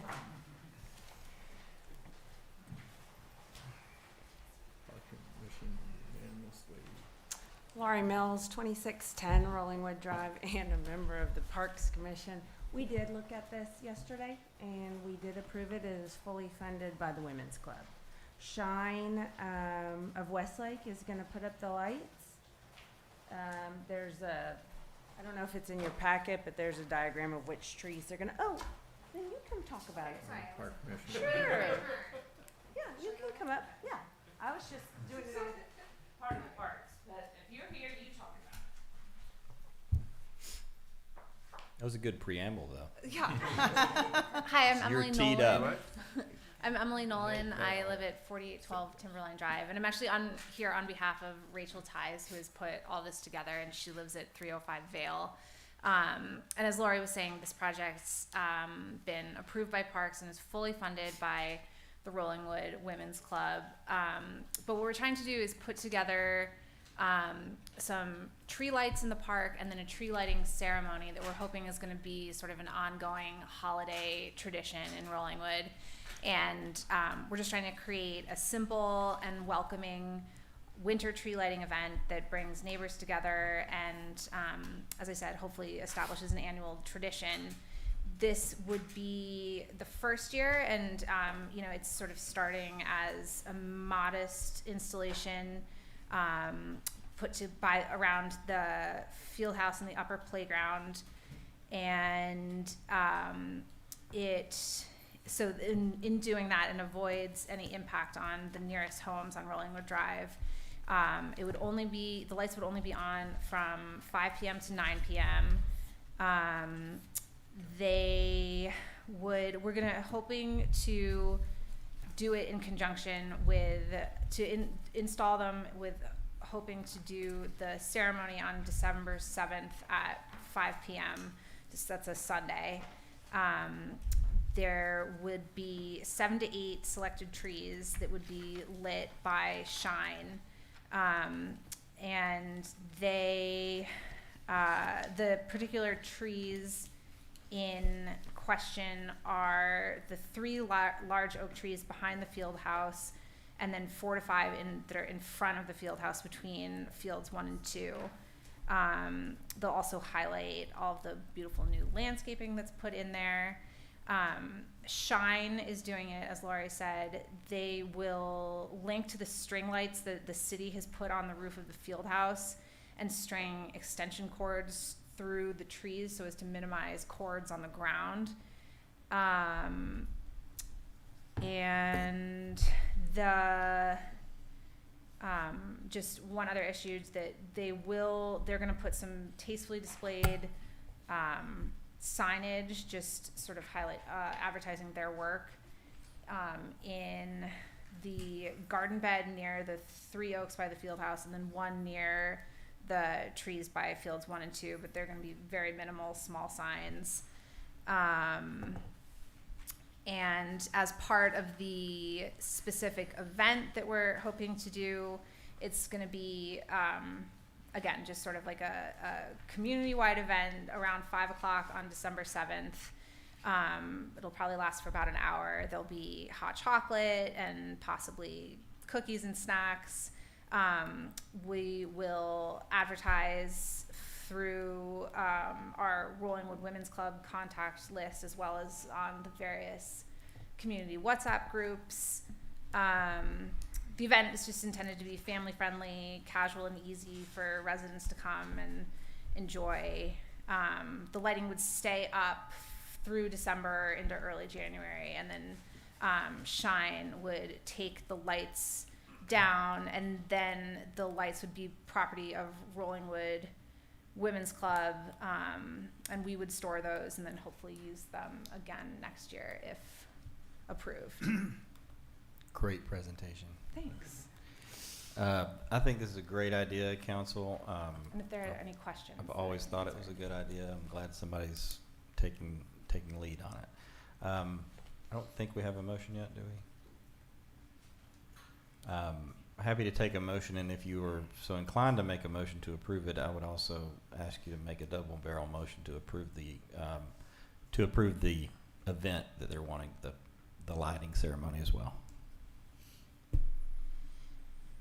Yes, Mr. ma'am. Mayor, I would move that we approve the request from the Rollingwood Women's Club to display holiday lights in the park and the associated events planned for that ceremony as proposed. You have a motion by Ms. Brown. Is there a second? Second. You have a motion by Ms. Brown, a second by Mr. Shell. And just for the record, the Parks Commission did Yes. approve. They unanimously approved, and yes. Yes, they did approve it. I'm sorry that didn't make it into your packet, but yes, you do have a recommendation for approval from the Parks Commission. All right. Would the city be willing to do a rave or something like that? Notification to the community? We do not do raves for such events, but We don't? Yeah. Well, that's true. Raves are events. We try to be judicious with our raves. I But, understand. Would you consider some other form of You communication? we can certainly talk about it offline. Okay. Anyone else wishing to comment? All right. And I know of a forum that we can get that word out. I just want this robustly. I want everybody to see all the goodness that's going on. Yes, I like it. Okay. All those in favor say aye. Aye. Opposed, say no. Being 5 ayes, no nays, motion carries. Thank you, council. Congrats, and look forward to seeing the lights. Thank you for being here. Tell Rachel you did a great job. Moving on to agenda item number 16, discussion and possible action on a request from Western Hills Girls Softball for Field 2 improvements at Rollingwood Park exceeding $1,000. I'll let Alan lay this out, and I think we have Steve here to tell us more about it. Right, so as Steve gets ready at the lectern there, so we received a request from the Western Hills Girls Softball. They'd like to do some infield dirt work on Field 2 at the park. I don't know anything about dirt work. I'll let Steve speak to that. The cost of it is $4,925. As council knows, we have a lease agreement with the softball there, and any improvements that exceed $1,000 need approval from city council. Anything under that, I can administratively approve on behalf of the city. Obviously, $4,925 exceeds that, so you have a copy of the proposal for the work that they intend to conduct in your packet. As you see on the cover sheet there, it did go to the Parks Commission, and the Parks Commission voted 7-0 in favor of recommending approval of that work. Steve, if you don't mind explaining a bit more. I did a great job. Yeah. No, I mean it's pretty straightforward. This is a little bit larger project than we normally do, so we probably haven't done it since before COVID. One, because our longtime vendor that did it before kind of just got out of that work, and we've been looking for another vendor that we can actually, was a little cheaper. But so basically, we have to level our infield. It gets, dirt gets uneven at times. The lips where the outfield hits the dirt gets hilly, and so they level all that. And then the biggest cost is they're going to bring in a 1/2 inch of what we call infield dirt. It's basically conditioner that helps soak up moisture. It's a little pebbly kind of dirt that goes on top of kind of regular dirt. So that's the stuff that costs a lot, but it helps with rainouts and things like that, preventing rainouts. If we get rain, it soaks it up pretty well. So that's what this proposal is. Great. Thank you for the explanation. I think this one's pretty straightforward, council. Happy to take a motion. Motion to approve. Have a motion by Mr. Glasheen. Is there a second? Second. Have a motion by Mr. Glasheen, a second by Mr. McDuffie. Further discussion? Hearing none. All those in favor say aye. Aye. Opposed say no. Being 5 ayes, no nays, motion carries. Thank you, council. Thank you, Steve. Moving on to agenda item, but don't go far. Moving on to agenda item number 17. Discussion and possible action to amend the lease agreement with Western Hills Little League to modify the required approval amount of $1,000 for improvements. This is obviously related to the previous agenda item. I'll let Alan sort of lay it out for you, and then you can talk with Steve about it. So, Mayor and Council, this item perhaps obviously kind of stemmed from that previous item where $1,000 maybe used to be a lot of money, but really there's not much that the softball or anybody else can do to ball fields for $1,000. So this same item went off to the Parks Commission for consideration. The softball team had requested raising that amount possibly to $5,000 or $7,500 for the administrative approval. There was some discussion amongst the park commissioners, and ultimately the recommendation to council was that council raised the required approval amount to $7,500 for maintenance activities. They didn't want to change any amount for any improvements. So if they're just doing maintenance, the type of work that council just approved in item 16, then $7,500 would be the limit. So the previous item could have been handled just internally by staff, but if there's any improvements exceeding $1,000, it would still come to council. And that was unanimously recommended by the Park Commission. Okay. You want to? Yeah, just so I guess this kind of boiled up with this project, but also looking to do some other projects that I've done voluntarily with other people, and now I'm kind of looking to pay for people to do it.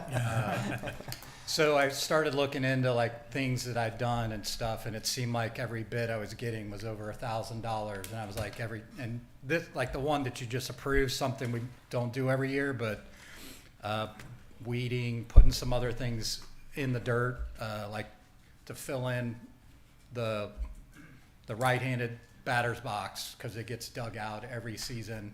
We do it, twice a year.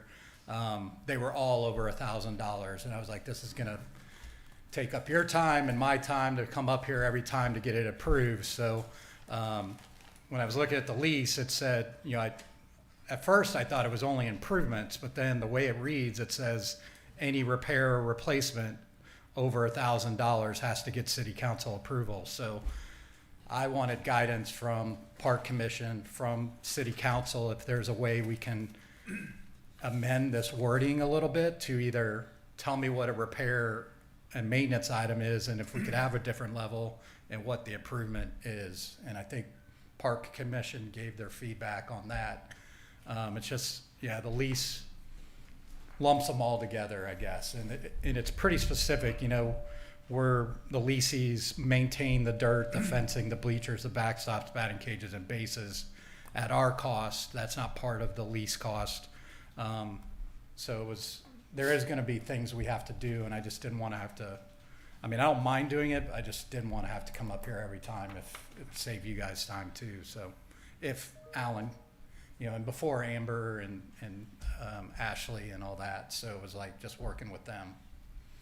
Make a motion to approve it as requested. And I'll accept that motion by Mr. Glasheen. Is there a second? Second. You have a motion by Mr. Glasheen, a second by Mr. McDuffie. I was just going to point out, but it sounds like it may not be needed. And it is also still with administrative approval, I believe, because you've got two motions here. The second was amending the first, and so it didn't take it. So we're still leaving some contact with the city staff. For everything, basically. Anything under those limits, we would still have to get approval. Still have from to make city sure staff. there's a check-in. Yes. So I didn't hear Kevin's motion. Just to approve the request. As approved by Park Commission? Correct. Or as Yes. originally For the approved? Park Okay, Commission as for approved. the $7,500 for maintenance. correct. Only. As amended. And I was just pointing out that there were kind of two. There was a baseline motion, and then that motion was amended. But if you kind of combine those two, Alan's still going to have a say in when they do it. So I think it's a good motion. Question. Yes. This is an amendment of an existing lease agreement. Will that come back to us for when we have the language, or is this something that you, Mr. Mayor, can work with, If you'll Charlie amend and your, Ellen. if you'll amend your motion to just delegate the authority to me to make this exact change, and then I'll sign off on it. So amended. Okay. So second. So second. Okay. Right. I just had a question that someone asked me earlier. I didn't know the difference.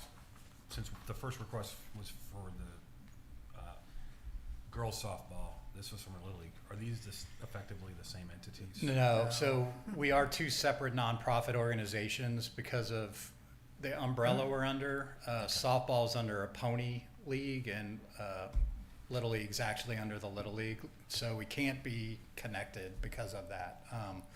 So we have the softball has a sublease with the Little League, but Little League is on the main lease, so that's why it mentions Little League's lease. Okay. But the project before was for Field 2, which is Softball. denoted to softball use only. Okay. So if the girls league wanted to do this. This is the softball. This is the girls' league. Okay.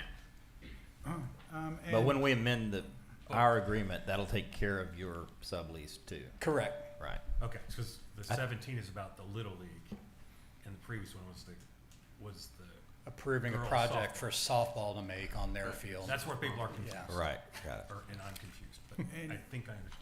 And Mr. Frankie, last week I did some soil testing out there in anticipation of maybe doing sprinkler system or turf work. And I'll give you good news is they got good sandy loam for 6 inches, so that's good. But I have a chemical analysis too that you might want to have because it'll help y'all plan your fertilizing program. City runs the fertilizing program on 3, 4, and 5, and also pre-emergent weeds. And so, but last I heard, y'all were doing your own fertilizer program. We don't do anything with the grass. That's the No. lease way it was written was we only do the dirt. So in my mind, the grass on Okay. 1 and 2 should be Well, covered. we might already be Okay. doing it. That I have to clarify that with our Yeah. maintenance. But I thought I had it in my mind that you guys were doing it. Maybe it was on the baseball field. They took over maintenance of that whole field because they just wanted to. Yeah, And possibly. They had, but I didn't. I somehow I thought that included y'all. Kind of the 3 different entities here. Yeah. Leads to confusion. So I'll Definitely. give this to No, I our appreciate maintenance that. guys then and make sure that we're still fertilizing field 2. Okay, So. Perfect. thank you. Okay. Any further discussion? Hearing none, all those in favor say aye. Aye. Opposed say no. Being 5 ayes, no nays, motion carries. Thank you, council. Thank you.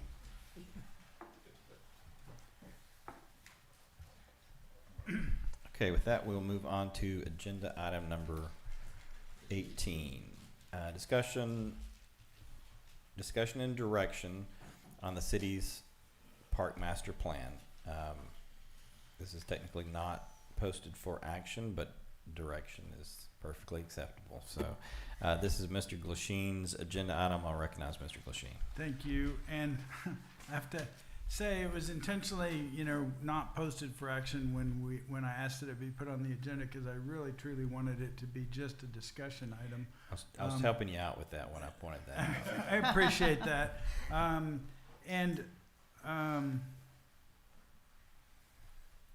So And can I, while you collect Yeah. your thoughts, can I just say, for those who have just started keeping score at home, that is a nuance that folks need to, if you're not used to reading our agendas, that's a very important distinction. So if you see something that's posted, but it doesn't say "and action," then it does not contemplate the council having an opportunity to take action on that agenda item. So somebody has put that on the agenda to have a discussion or to have a presentation or have some sort of dialogue about it, but it is not intended to be to have an action taken on the item. So you'll see that from time to time. It's a slight nuance, but it's a very notable nuance, and that was how Mr. Glasheen posted the agenda item. And I want to talk about why I posted this item, and I actually asked it to be added to the agenda before this current discussion about the dog park even came up again. This predates that. This was probably 6 weeks ago that I asked that it be put on the agenda.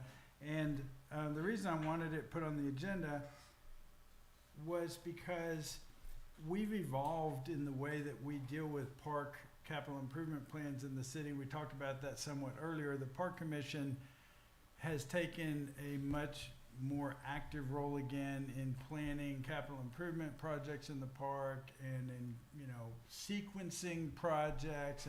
And now I think we've reached a point where we have a consensus that we need to do that collectively with Parks and RCDC and us, which I think is going to be a great improvement. It's kind of exactly why I wanted to talk about this. But the reason I wanted to talk about the master plan in that context is not because I want to throw out the master plan, okay, as some have suggested. I might have even given the wrong impression to people on that myself. But that was not really the intention. The master, and the intention is not to create a new plan either. I think that's a terrible waste of time and money, and frankly, I get sick of governments just studying issues and paying consultants, and I think it's generally often overdone and kind of dumb. So that was not the intention of this. The reason that I wanted to talk about it was more educational and in part because I wanted to talk about the process by which we do things, because I think a lot of people have had the idea that because there was a 2018 park study, which I have here, that was called a master plan, it gives the impression to a lot of people that it is prescriptive. And I appreciated what Colin Harvey said earlier, that he pointed out it's not prescriptive. It doesn't require us to go follow steps A, B, C, and D and do these things in this sequence. But I think people have often had that impression, in part because it was what it's called, the master plan. It's like, oh, it's the master plan, we have to follow that. Now, it does contain a lot of good stuff, a lot of good ideas, a lot of good suggestions, various options. It's useful. And I'm not suggesting that I'm not here to denigrate it or toss it aside or anything else. I actually even toyed with the idea of making a motion that we change the name of it from the Park Master Plan to the 2018 Park Study, just to make it clear to everybody that it's not in what some might interpret to be as a prescriptive document.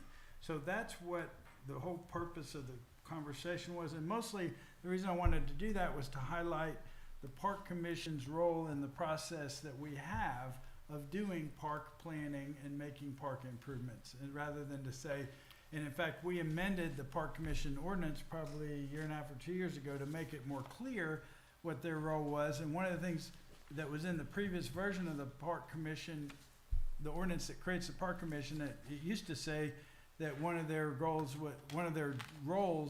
was to implement the Park Master Plan. And we amended that and deleted that phrase out of that ordinance because, and I had proposed that change, and I had done it because I wanted to make it clear that the Park Commission's not there just to implement the master plan, but to plan and move forward in a dynamic planning process as we go project to project.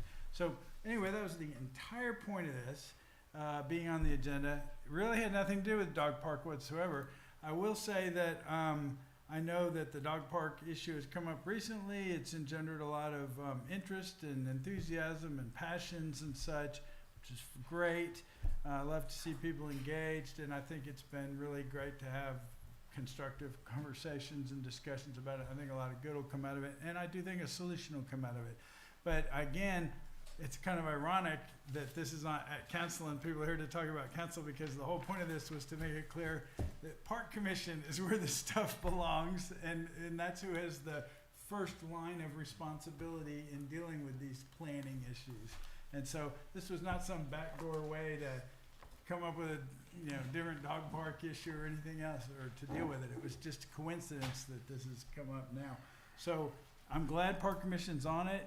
There's going to be a lot of conversation there. I've got ideas that I want to present there. I will tell you, I've been in favor of a separate dog park for a long time. I raised the issue here at council 2 years ago, and there were concerns about parking at the time, which I think we can probably work out now. But I do look forward to working with everybody and getting their input, and I'm happy to hear what people have to say tonight, since it did strangely come about that it apparently is on the agenda unintentionally. But I also, more importantly, look forward to working with folks at Park Commission, where I've got ideas to present. I know others do too, and there'll be lots of conversation about it. And I think, again, I want to just reiterate I'm optimistic about reaching some consensus. That is all. Yes, ma'am. And I'll let you come up and I'll say a few words. Yes, to Mr. Glasheen's point, it was a coincidence, not necessarily a welcome coincidence, but it was a coincidence. And I'll echo some of his thoughts there too.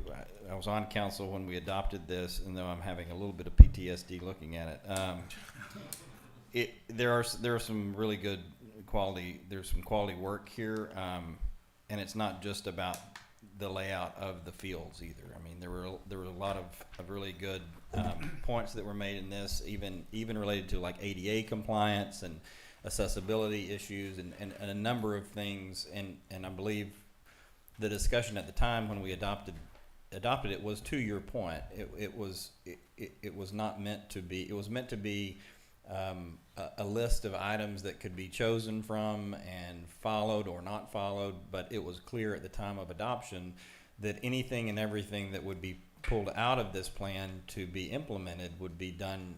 There would be an opportunity for additional community input. There would be a need and a requirement for additional recommendation and approval by council. That was the discussion that transpired at the time, regardless of what the end goal would be to lay out the fields themselves. And you can't actually implement this park plan in its entirety as it's written, because there are different options. Like, you literally couldn't do them all because there is overlap in different parts of the plan itself, because it was meant to be a list of different potential options. So you're here now and you've collected your thoughts, so you're recognized. Okay. Laurie Mills, 2610 Rollingwood Drive. And I didn't really know why you put this on here, but I thought it was the right time to say I don't think we need another master plan. That was a very grueling process, as you would attest to. It's got great things in it. It is a cafeteria plan, is kind of how I reference it. I don't think we need to go down that road again, but since we are talking about the park and a plan, I am in favor of a separate dog park. Have been for years. I will continue to stand that I think dogs and other engagement used by other people to play sports should be separate. And y'all have my email. Thank you, Lori. You're recognized. This is a good lesson in process tonight. Some people chose the items not on the agenda, and some people chose the item on the agenda. So, great yes. Exercise. Thank you. David Smith, 106 Laura Lane, and also on the RCDC. So where to start on this? Since the issue of the ordinance is not on the agenda, I'm going to try to refrain from really talking much at all about the dog use, and really focus on the master plan. I really appreciate, Kevin, your thoughts and your words on that, because it really is, it's a master plan. It's an overarching plan. It's a cafeteria plan, as it's been described.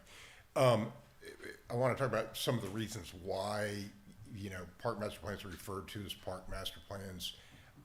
I was, some of you all may know, I was Deputy Assistant Secretary of the U.S. Department of the Interior and Counselor for Fish, Wildlife, and Parks for 6 years in Washington, D.C. And for better, for worse, a lot of kind of the way we refer to parks planning and parks management comes from and flows from the National Park Service. The Park Service refers to management plans or special use plans. I'll give you a little anecdote on one in a minute, but because of that, a lot of state parks, local parks have these plans. Even at the National Park Service level, they're not prescriptive to a T.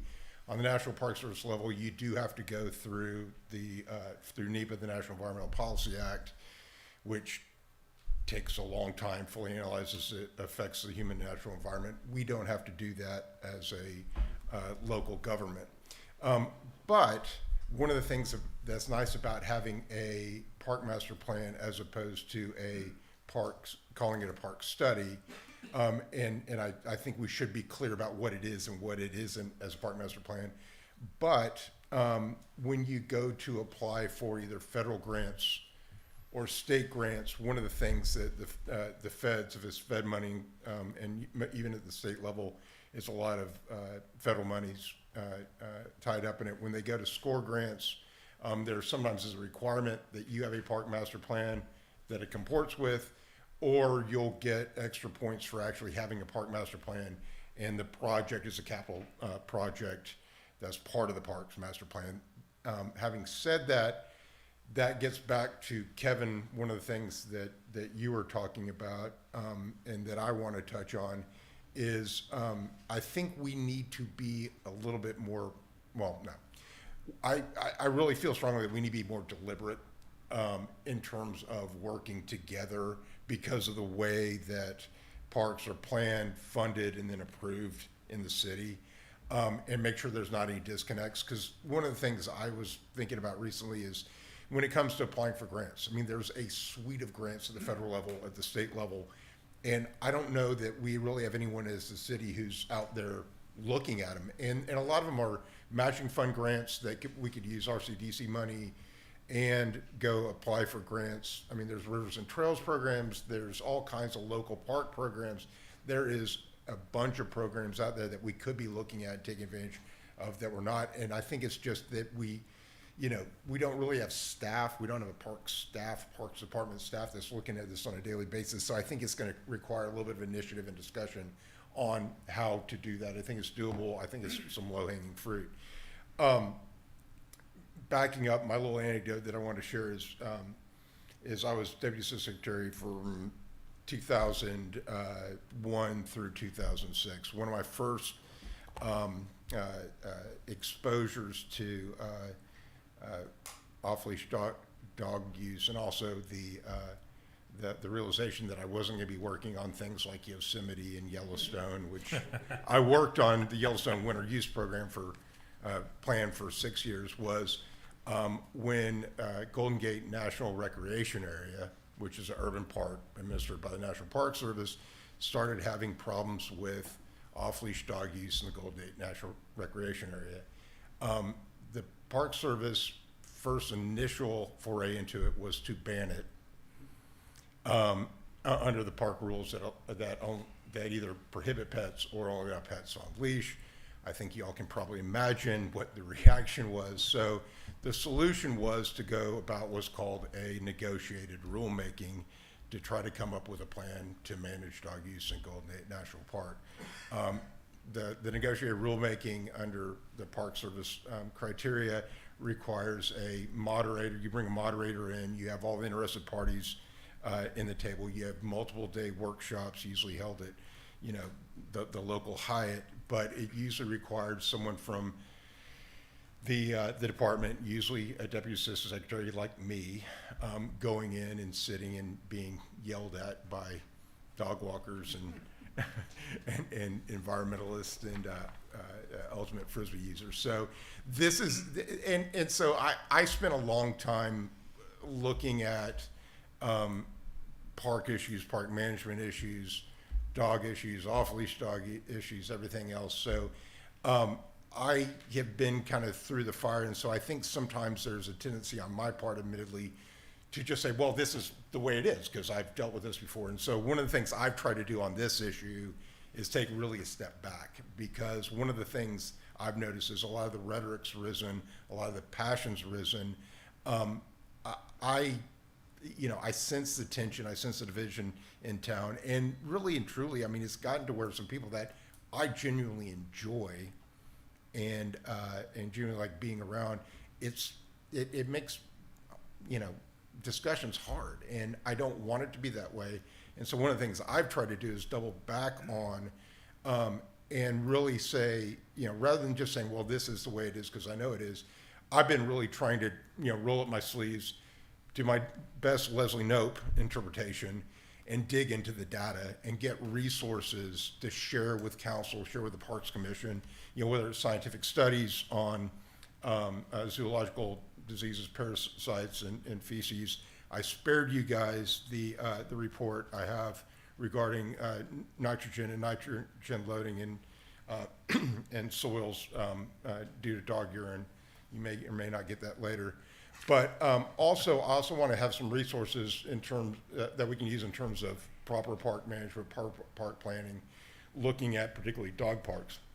One of the things, Gavin, I wanted to ask you, and this is for really any of y'all, you know, when it comes to providing resources, providing information that I think will be helpful tools, I know that there's ways to email it directly to each of you guys, but how do I also share that with the Park Commission and the RCDC so we don't take up time?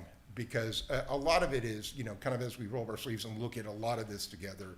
You know, my goal is, I'll just state my goal. My goal is to work collaboratively to create a really, really cool dog park. Because I think we can have a fantastic dog park with shade, benches, you know, some really cool features for people and a gathering spot for community, for people who have dogs. And then I think we can also have a, you know, a nice grassy, you know, common lawn where kids can play t-ball, but we can also use it for families and residents as a communal gathering place for people who don't have dogs or aren't bringing dogs to the park. I think we can have both. I think there's enough enough space to do it. But you know, kind of to that point, you know, I'd like to start getting kind of information that we can feed into the system to kind of all the groups. So we kind of almost build a repository of, you know, really data and reports and studies that we can use. So any ideas on the best way to do that, I'm open to. I'd like to respond to that if you don't mind. Yeah, to the process question or to? Actually. Yeah, sure, go for it.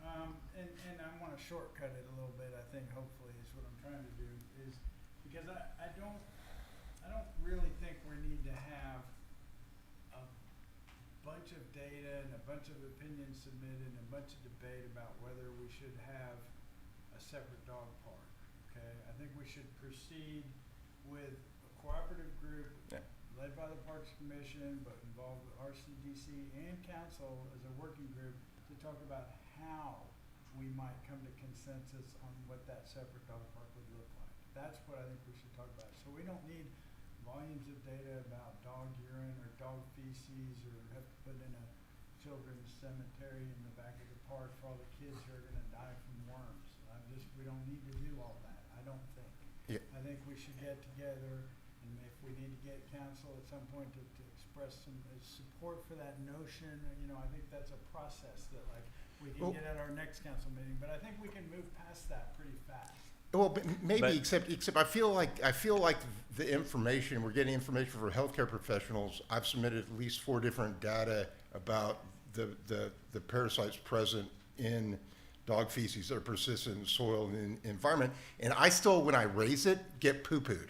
I didn't bring it up. I didn't lead with that. Kevin, I didn't lead with that. But I still get poo-pooed, and you pat it on your head and you're like, oh, you're overreacting. And the thing is we're talking about really a legal liability issue for the city.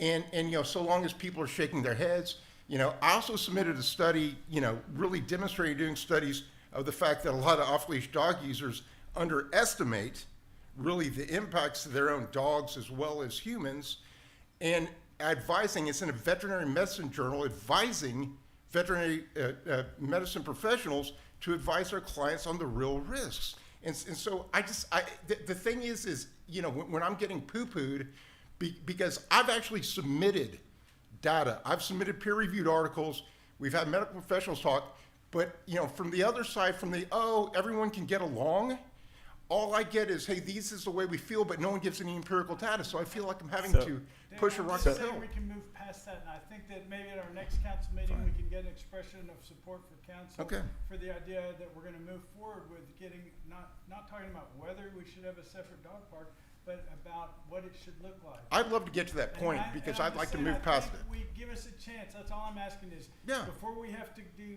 data and argument and debate about whether we should have a separate dog park, let's wait and give us a chance at our next meeting where it'll be on the agenda to give an expression of support for exploring how to do that.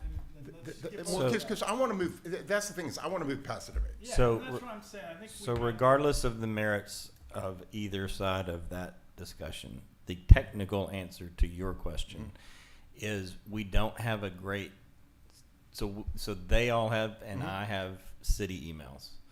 We do not have city emails for the boards and commissions, and so it puts us in a little bit of an awkward spot. Now, most of them probably would be okay with us sharing their personal emails, but maybe not necessarily. And if it's not 100%, that makes it kind of awkward. So, in that instance, if you're trying to communicate with any board and commission, let's use the utility commission let's take the parks out of it. If you have a utility commission issue that you want to communicate to them with, you can send that to us and to Alan and Michaela, and we will get it to them because we have their personal emails. That's great. We aspire to, at some point, figure out a better way to have city emails for all of those. We haven't done that to date because as those boards and commissions turn over, we're in a constant sort of IT issue of, we don't have an IT person, so we would have to constantly be reissuing emails. That's why we haven't done it, but we recognize that as a deficiency, and we're going to try to figure out something better until we get that figured out. In that instance, because they aren't elected officials, they're appointed officials, it's a little bit different when you have an elected versus an appointed. So we are kind of the buffer zone for them, but we are happy to get that to the boards and commissions. But all of myself and all of them, we have emails, so light us up. Yeah, and one last thing I want to say is Kevin, to your point, that's exactly why at least, or two of the different emails I submitted are studies on ways to and strategies to cite and incorporate a dedicated off-leash dog park within an existing environment. So I will commit to you that my goal in submitting studies and reports moving forward to the city is along those lines of trying to get us good studies from other communities and other places that have dealt with this, but most importantly, created a solution that works for multiple user groups. So I agree. I want to move through this. Yeah, absolutely. Would love to. So thanks. Thanks, sir. All right. Hi, I want to say something. Christine Whitney, 2803 Hatley. You're recognized. Just really, what? You're recognized. Go ahead. Okay, just following up on something he said and what you said, Kevin, about the master plan. Master plans in Texas are not prescriptive in any way. They are policy guidance. They're supposed to be visionary in nature. So the fact that people don't understand that, I get that. But changing the name and then having people later turn around and say we need a master plan would be completely wasteful. And to his point about talking about grants, I've written millions of dollars worth of grants, federal grants for the city of Austin. And having that is perfect. We have a master plan stamp. I've been on many panels to review grants for the city of Austin that we're submitting federally. So anyway, I just wanted to point that out. So please, nobody think that we need to spend any more money on doing anything else. I know you weren't saying that. That was your whole point in the first place, was to say that. Yeah, we may sign you up. Signed up. Happy to help.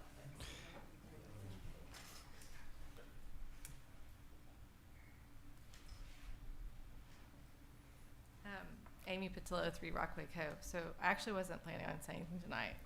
I brought my son Jonah because he's completing one of his Boy Scout requirements, and that's to come to a meeting and take notes about an agenda items where there's different points of view expressed. Check. Oh boy.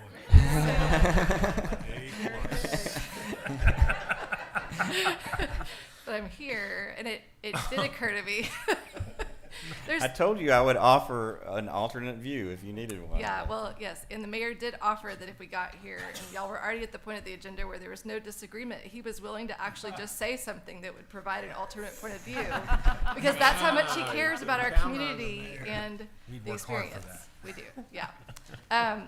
So as to the scope of the agenda item, Councilmember Glasheen has put the park master plan on here. I've happened to be here several times when this topic has come up, when the topic of the kind of what the Parks Commission's charter was, and that it did include implementing the park master plan. And so I was on the Park Commission, and there was this day where we're like, why can't we get anything done? And we looked at the charter, and it said, okay, you're supposed to implement the master plan, but there was no master plan. And so the Park Commission that I was on, we all started working on a master plan so that we would have one. That's as simple as it was. And there was a lot of work put into it. I'm so glad that it's you know, there's changes and people are revisiting that and trying to figure out how do we most effectively plan for our park. A suggestion I would have, and I appreciate you having taken suggestions in history that I've offered before as a council, is that regardless of what it's called, whether it's the plan or the study or whatever it is a document that does have a lot of great information. Since that point, the Parks Commission has paid a lot of people to do a lot of other studies that are also really valuable. So just a thought I have is as a Parks Commission, there could be some process put in place as things like the wall that was put in and the landscaping that had been put in and the work that went into studying that space to get to the conclusion and what was reflective of the community at the time and the budget. Maybe that gets put in as an appendix so that it's in that document or it's in a place where the community can go back. As many in our community this week have gone and pulled the park master plan for the first time, perhaps, or maybe the second. Maybe they participated in the past. Something that, something that maybe that's a landing space for documenting the work that the Park Commission is doing over time. Because one of the things that we did, I recall first, is that the city council at the time actually didn't want to spend any money on the park master plan. So what was the direction that was given to the Parks Commission was, sure, you can create one, put everything that you can together, and then bring it to us, and we'll see whether we give you some money to then do a little more work. And so the first steps were really to actually walk through the park and inventory what was in the park. And literally, Wendy Hundley and I had a ruler wheel out there measuring the first map that we made. And since that point, other people have come in and done more exact measurements, and there was a consultant that was brought in who did a great job of creating the document that everyone's been looking at. But there was just work done. So I think the two things I would say is, after you're considering direction on the park master plan, maybe consider it being a space that gets updated, whether online or however it gets updated, so that the amazing work that the Parks Commission is doing and the studies that the city is paying for have a landing space altogether. So that's one thought. The other thought I have is, I was thinking about my son here, and I remember when we started that process that actually over time, slowly, the upper parking lot of the park had become the public works space. And so there actually was almost no parking up there in any of those spaces, because there were giant trucks up there, and there were giant piles of pipes. And I have a picture of him like standing up against one of the wheels of one of the vehicles, and he's like, the wheel is this tall and he's like this tall, right? And so for kids, it was kind of amazing, because there were all these giant vehicles parked in the park and all these big piles of pipes, but it wasn't super safe. So one of the things at the start of even doing the inventory was just making a decision about, do we actually want our parking lot up there to be available for parking and safe for kids? Or do we want it to be something that is the public works space that they can use to bring whatever equipment is in there? And the decision was made to start moving the public works equipment out of the park. So that was a huge shift, and it took a little bit of time to do, and it took the public works department figuring out alternative locations. Some of them are now over there behind the Shell station. But it's just something to think about, in the fact that there is a lot of amazing work that has happened since the Park Master Plan was voted on, whatever you want to call it. And I would just encourage honoring that work, honoring the work that was put into inventorying what we had and the assets that we had, honoring the work that was put into evaluating all the different types of sports and configurations of fields and the sizes of fields that need to be provided for different sports to be accommodated. All of that is in there. So I appreciate y'all looking at it, and I appreciate more people in the community over the last couple of weeks taking an interest in looking at that work, and look forward to seeing what gets done next. Thank you. Thank you, Amy. All right, anyone wishing to make additional comment on agenda item number 18? Okay, hearing none, we will move on to agenda item number 19. Discussion and possible action to establish a requirement for parking plans or permits for events and construction activities to designate where multiple vehicles will be parked in the city. I'll recognize Ms. Hudson for her agenda item. Okay. The wording on that is not exactly what I had intended, but just for some background. A couple weeks ago, on the weekend, there was an event at a private residence here in Rollingwood. AIA, whatever, the American Institute of Architects, I think, had a home tour, and one of the homes on Timberline was on the tour. There was apparently no coordination with the sponsoring organization or with the homeowner, with the city. There was no notice provided to nearby residents until I was told 6 o'clock on Friday night, before the event was happening on Saturday and Sunday. Sarah, is your microphone on? Oh. There you go. Sorry. Saturday night, there was a post on WhatsApp going, "This is crazy, the traffic is awful, can't the police do something about this?" And my response was there any coordination with this? I said, weekend staffing and short notice, it's kind of hard for the police to do much of anything about this. And Sunday morning, on my way home from church, I said, well, I'll just see what it looks like this morning. It was about 11:40, and I drove down South Peak and turned around the corner and went down Timberline, and there were I counted 70 cars parked. And there was one of the pop-up canopy tents where they were taking tickets that was in the street. And it was inaccessible for 2 lanes of traffic. You could only get one car through, so you had to pull over so somebody else could. Anyway, it was crazy. It is not safe for emergency response, or if something like that were to happen during the week. We've got school buses. There's no way a school bus could have gotten through there and turned the corner with all of that if something like that happened on the weekend. But anyway, that was the kind of final straw that brought this item up. I've also noticed, and I know that Timberline has been doubly hit with this because down at the 5,000 block, there's been multiple construction projects down there all at the same time, and so lots of construction vehicles parked down there.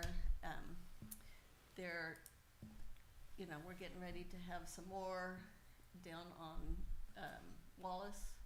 We've got 3 demolition one of them's already been demolished. 2 more demolition permits issued. Another house right down the hill from that's already been demolished. Another one around the corner that's got a demolition so we're about to have a lot more activity in a very concentrated area. One house that I walk by regularly that's under construction has typically 20 to 25 cars a day parked in front of it. We just need to, and this is just to kind of get the conversation started at this point. I just think that we need to have a plan for events. There needs to be notification and some coordination with the city staff before somebody has an event like that. It also could be somebody having a big party where you have valet parking or something like, where do the valet guys get to park the cars, Need to make sure that and we need to understand what the state rules are already for parking near people's driveways so that their driveway access is not impeded.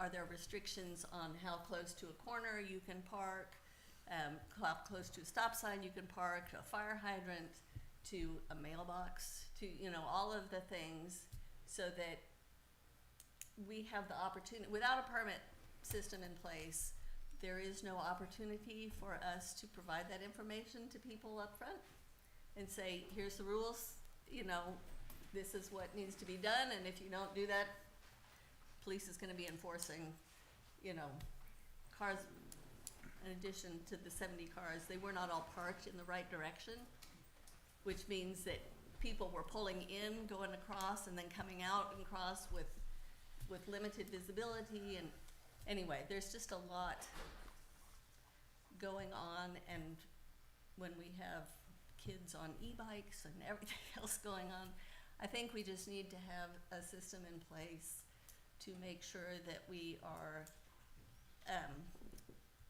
being considerate of the neighbors when there are events like this, and being safe for everybody, surrounding neighbors. I mean, for everybody, but for the surrounding neighbors as well. I can speak on this subject. Is now a good time for me to do so? It is.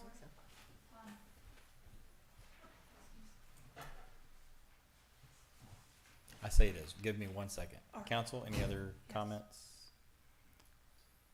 I have a question, but I'll ask after. Okay. the- Oh, And I'll- and Go thank ahead. you so much, and I No, appreciate of for course. being, I've been a little pushy tonight and out of time in certain spots. No, you're good. So I You're am good. Jen Kuhn. I live at 5003 Timberline. The event was at 5015 Timberline, which I think is where our friend, the former nurse practitioner, lives. And so, Sarah, you saw it on Sunday. Sunday was tame compared I to have Saturday. been told that, yes. Saturday was like living in the middle of a Buc-ee's parking lot, because people will zoomed in, they'd be there for like 20 or 30 minutes, they'd hustle down the street, tour the 5015, which is kind of a cool modern house with big louvered doors and a courtyard pool, and it's a Schoberg home that kind of tells you everything. But so it was architecture, fans, zooming in, parking, blocking people's mailboxes, making it hard to get out of your driveway. And I just walked up and down the street and I took about 20 pictures. So if you really want to see photographic evidence of what it was like, I can share it with you. I recognize that it was AIA traffic because a couple years ago, 5014, that's the house with the slide, that was on the tour. And I said to myself, this hassle is already baked in for the weekend. I'm just gonna call the non-emergency 9, leave a number, and I'll talk to staff on Monday. And on Monday, when I described what happened, the nice person who is on the staff told me that I really should have called Travis County Sheriff, because it was, she said, what I was describing was unsafe. I will say, normally on a Saturday, that 5,000 block of Timberline is walkers, runners, scooters, bikes, dogs, people, all up and down the street, and it was a beautiful day. And there was none of it on that Saturday because of the cars, because of the traffic, and it was just dangerous to walk, dangerous to drive on the street. So I don't like to come into any place with a problem and not come with a proposed solution. So I do think in these scenarios, especially where there's a commercial purpose underlying the use of the street, and in this case, even though the architecture tour, probably a nonprofit, but essentially what that is a marketing opportunity for the architect and the builder. They usually put their brand new house on that tour. It's probably going to be on that tour for 2 years, and then they'll move it on to their next brand new house that has some kind of really fun, catchy feature. So likely 5015 is going to be on the tour next year too. So that is a marketing opportunity. That is a commercial use that I'm not sure we should be allowing at all. But if we do, we should definitely put the cost of parking compliance on the architect and the builder, make them pay for whatever parking mitigation strategies have to happen, whether that's off-site parking with a bus, or do what they did on Sugar Shack. There was a tour house on Sugar Shack. They coned the entire east side of Sugar Shack so that there was only parking on one side. People had to walk further, but it was a little safer to drive up and down the street. You missed the bus dropping people off on Saturday, dropping people off right out in front of 5014. So that is what those 2 days were like.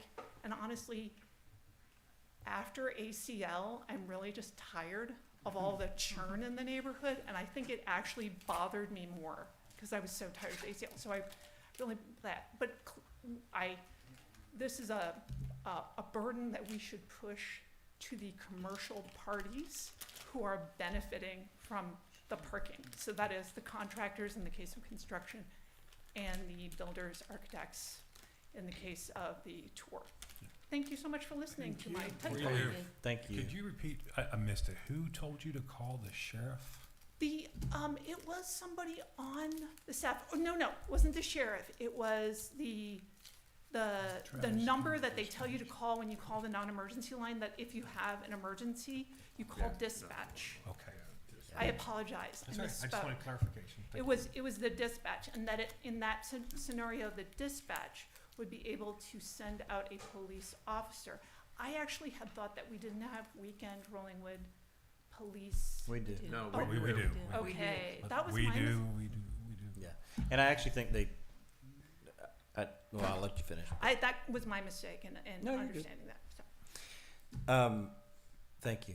Okay, thank you. So, to your point, we did not know about it. Really, yes. I was out of town when I found out about it. I think we did tickets a few folks who were parked the wrong way when we were able to. Obviously, we couldn't station someone there, but there's not a great solution because if we don't know that if we knew about it ahead of time, we could have contacted them, and we can reach out to them before next year. I have a question whenever Um, get to a point. So I like the idea of maybe putting something out in our ordinance that is related to parking only on one street if you expect more than so many people. I do think that they're having just finished an entire season of varsity football game team dinners every Thursday night. I can envision some other unintended consequences for things that are not commercial in nature. Now, my parking plan involved Holly's parking plan involved free wine and Westlake T-shirts for all of our neighbors, which worked very well. But they were aware that it was happening. And there was a they knew what the schedule was. Right. And it wasn't blocking mailboxes because it Right. was after hours for so Yeah. it's not the same thing. I so. agree.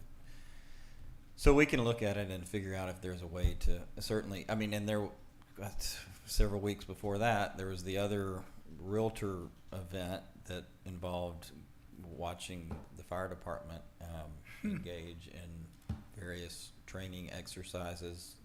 That was Austin Police or Austin Fire that our ESD and we didn't know about. With no warning. To With the no neighbors warning that on that a bunch either. of noise was gonna happen. I have a question, and maybe either Alan or Charlie, what do cities do about stuff like that? I mean, is there we don't have to reinvent the wheel if there are ways of dealing with these kind of issues? I don't know. This is honestly the first time in 25 years of doing this that this has Come come on, Trey. up. I thought you were a municipal So, law expert. This is where you weigh in? Well, I don't know. What I was going to say is I don't know how other cities deal with this specific issue because I've never been asked to deal with it before. We have, as a general city, we have fewer tools in our toolbox, so to speak, to deal with these kind of things. Zoning, obviously zoning. We can look at zoning regulations. Well, it's really more traffic management than. Well, of course you want to know about them, right? And so how do you know about them to then traffic management? And off the top of my head, I'm thinking, through the zoning process, are you required to get a special permit to conduct this type of use?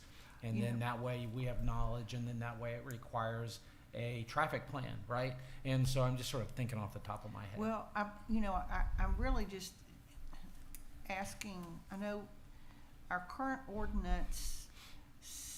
This is in the nuisance area of the current code says you can't have more than, no resident can have more than 2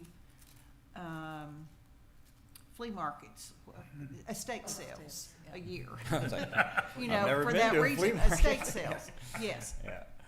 So I just don't know if we could get some guidance on how, you know, I still have a if, question. if there's options for dealing Still. with this, that we don't have to reinvent the wheel. Your question? Yeah, my question is about construction. You know, that's where I've really seen this as a problem. And on these big houses that are being built for a year, they park both sides of the street, and I find that troublesome.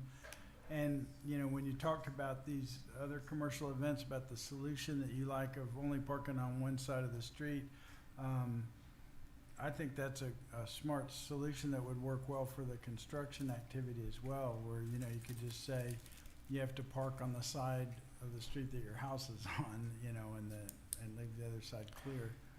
Yeah, the construction is both easier and harder to deal with. Obviously, we know about it, so that's helpful. It goes on and on. And we have more of an event, and Nikki does, to her credit. It may not always seem like we're working with them and telling them to move, but we are. And we have more ability to, they're more responsive to us when we ask them those things. We have a building permit that they have. Right. So they have to come in. Right. And we have the opportunity to tell them what the rules are and what the expectations are. So I think we have probably more ability to kind of manage that piece of it. It's not always easy because you've got different you've got trailers and different things being dropped off, but for those who are on site, you know, going into work, I do think we've got more ability to manage the traffic piece of that. And do we have a policy on that? Because, I mean, I see these both sides of the street parked up all the time, and I really think it'd be better if we didn't, you know, if we could avoid that. But maybe it's not practical to avoid it. Like you said, unintended consequences could happen, but. I think we can do a better job of working with the contractors and trying to get them to one side and maybe spread them out more. So one, I mean, actually, about a quarter of the people I talked to about park issues raised this issue around the construction traffic.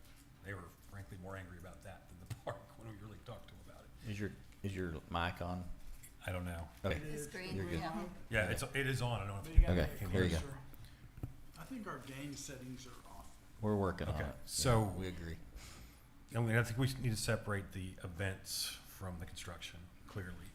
But one of the things that with the construction, I think having it on one side of the street would help. But I think the biggest thing people get upset about is in front of their mailbox and too close to their driveway.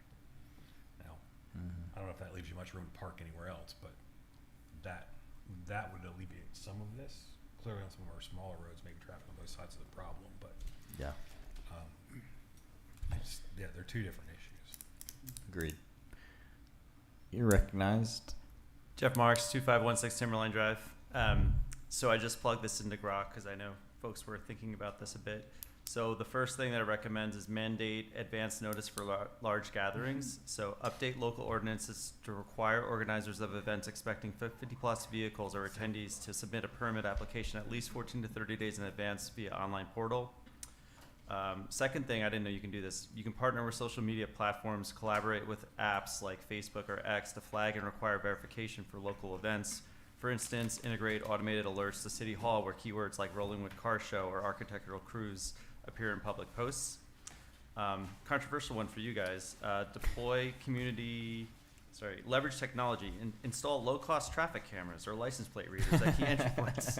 So it goes on. I'll send this to you guys later, but there are lots of suggestions out there. Thank you. It's very helpful.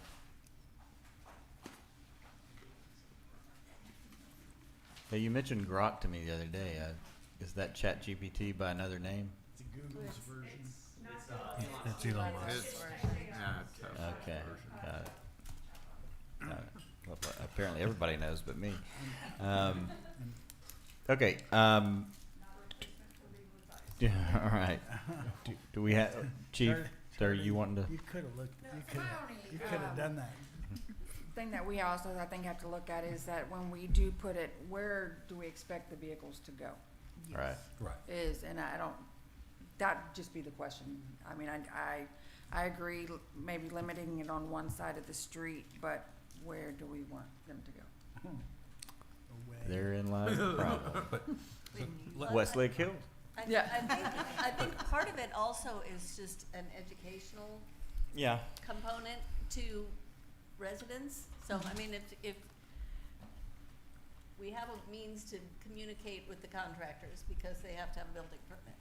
But for events that people have at their homes, parties or And in holidays, or we get it tours a lot. or whatever, right. If people just need to know what the rules are, I mean, I had a company Christmas party at my house in 1997, and at that time, I told everybody, I said, make sure you're parking on the proper side of the street because Rolling will give you a ticket. And we had the little orange, remember those? There was a little orange sticker that you get slapped on your windshield. Oh, yeah, the warning. That said, you know, you're not parking the right way. Anyway, it was a warning, but was very vigorously enforced back then. But just so people know that you have to park passenger side to the curb, don't block people's, you know, mailboxes, make sure, you know, whatever the state laws are for distances from corners and fire hydrants and all that stuff, and say, you know, for the safety of our community, we will be enforcing these rules. You still have Right. those little stick-on things? We do actually still have some of those. I mean, we might look at that, like for the AI or whatever that event was. Quick and easy. Quick and easy, and they're not gonna like that. It won't really ruin their event, but it doesn't make it great. Have them spend some time scrubbing that off of their car. Yeah. But that's the biggest thing is, cause like I said, when it comes to holidays, we have people that have holiday parties and they let us know, but where, because it feels like sometimes it's a double-edged sword. People still don't want them on the street, whether, and parked on both sides. So even though they're parked, let's just say they're all parked in the right direction. Right. People still don't want them on the street. So where do we send these cars? That's the, Yeah. so our thing is just please make sure to keep the parking tidy. Again, don't block anybody's driveways and things like that. Well, and we Is the just only fallback that we have.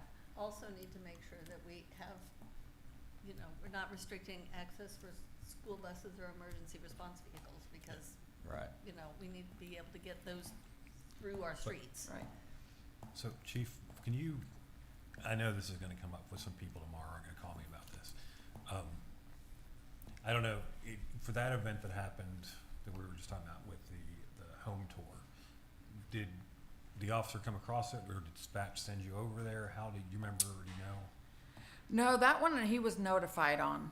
Okay, I'm just Um, worried about this thing that the commenter said about getting told to go somewhere. Yeah, because she said she contacted our office on Monday. Okay. Am I correct? So it was after Oh, it the was fact. after that, okay. And so I believe Mackenzie is probably who she spoke with and was told in the future to contact. That way we have Right. direct response. So, And that is an Okay. accurate description of what Okay. happened. And honestly, I did not want to be that person I understand. complaining about the neighbors. I was like, this is gonna happen whether I'm complaining Okay. about it or not. All these people already have tickets. I Yeah. apologize. Yeah, no worries at all. Chief, I just want you to tell people what they should do if they have this problem. Right, and so that's where, yes, so we are a 24/7 agency. I just want to throw that out there that we are here whenever you need us. And so in the future, if there are traffic issues that you would like addressed, just call that non-emergency number and we have direct response. Okay. Regardless of what time and day it is, so. And the non-emergency number, if you call the office, you get the number to call. for the Correct, and we have non-emergency. it to now, you can press the button and get to that non-emergency. Okay. So, no problem, Thank you. no problem. Okay, any action to be taken, council? At least not tonight. We'll look at it and we'll talk too about the construction piece. Okay, thank you, council. Moving off of agenda number 19, moving on to agenda number 20, discussion and possible action on clarifying or establishing rules for food trucks, catering vehicles, and coffee trucks operating within the city limits. This is Ms. Hudson's agenda item. Recognize Ms. Hudson. Okay. Before we talk about the changing any of a code, I just wanted to bring up what happened that prompted this in the first place. So 2 weeks ago, there was a notice that was sent out to members of the pool that there was going to be a coffee truck at the pool parking lot the next morning from 6:45 to 9:45, and come up there and get coffee and visit with neighbors and all of that. A neighbor nearby who is apparently a member of the pool got that notice and contacted City Hall to make sure that they checked to make sure that this was going to be done without causing any inconvenience to the nearby neighbors. And so, being the responsible people that they are, our city staff looked at the code to find out what the rules were for this, and they discovered that because the pool is a zoned park, we have rules in our code that require city council approval to have that activity on their premises, and so they were told that they couldn't do this. They didn't like that answer, and city staff was inundated with calls and comments and pressure from people because they wanted coffee in the neighborhood tomorrow. Somebody came up and asked what the fine was if they just went ahead and did it anyway. Which the chief then told them that they would then get shut down and be made to leave, so they decided maybe they wouldn't go ahead and do it that way anyway. After all, somebody else called and told the city administrator to be brave and just ignore the rule. It is not okay to threaten people's jobs. I mean, that's, I think, the way it felt to them, because they're being told not to do their job because they wanted coffee in the neighborhood tomorrow. It's just not okay to pressure people that way. There is a way to make this happen legally. They went ahead and somebody across the street volunteered to have it in their driveway instead of having it at the pool. That's also not legal, because we are not allowed to have somebody operate a private business on residential property that the owner of the business is not the resident. So that's not legal either. And they did it again yesterday. So I think we need to, first of all, that is not the way to get what you want. And I think we need to be respectful. Everybody needs to be respectful of our city staff, because you can't tell them not to enforce this rule because you don't want them to enforce this rule. What other rules should they not enforce? You know, and that's not their job to make the determination of what they enforce and what they don't enforce, right? We have established these rules, and their job is to enforce them. And if somebody doesn't like the rule, then they can take the proper process to get the rule changed, but they shouldn't be telling our staff not to enforce our rules. So anyway, off my soapbox. People really enjoyed having the coffee in the neighborhood. I think it's great. I think the location that they're doing it is not safe. It's three-way traffic right there. I mean, it's in an intersection. There is a school bus stop right there. So another thing, somebody commented on another app that I am not on, but anyway, somebody who has kids that come to that bus stop commented that maybe wasn't safe and it wasn't a good thing. He was called a moron and an idiot for being concerned about the safety of his children. So, also not nice, and we don't need to be doing that. Anyway, that is not a good intersection to have that, because it's, like I said, school bus stop, you come over the hill from, from Zilker, you can't see until you're right at the top of the hill. We don't allow activities in the city to start before 7 o'clock for other things, so I think the timing is off on that. Council can approve use in park zone for that, and to me, what I think would solve this issue and eliminate safety concerns, keep it farther away from residences so it doesn't bother people, keep it out of the intersection where there's a bus stop, where it's also a distraction. If you see this and there's all these people here and then the kids are over on this side of the road, it's just not a good setup. That we could authorize having a coffee truck in the park. If we had the truck parked near the field house on that little leg of the parking lot, then you still would have access coming in and out of the parking lot, and it wouldn't impede that, so there would be parking there that would be off of Rollingwood Drive. It's still visible from Rollingwood Drive. It's still in the center part of town. It's close to the bathrooms. It's close to the lovely new landscaping that we have up there.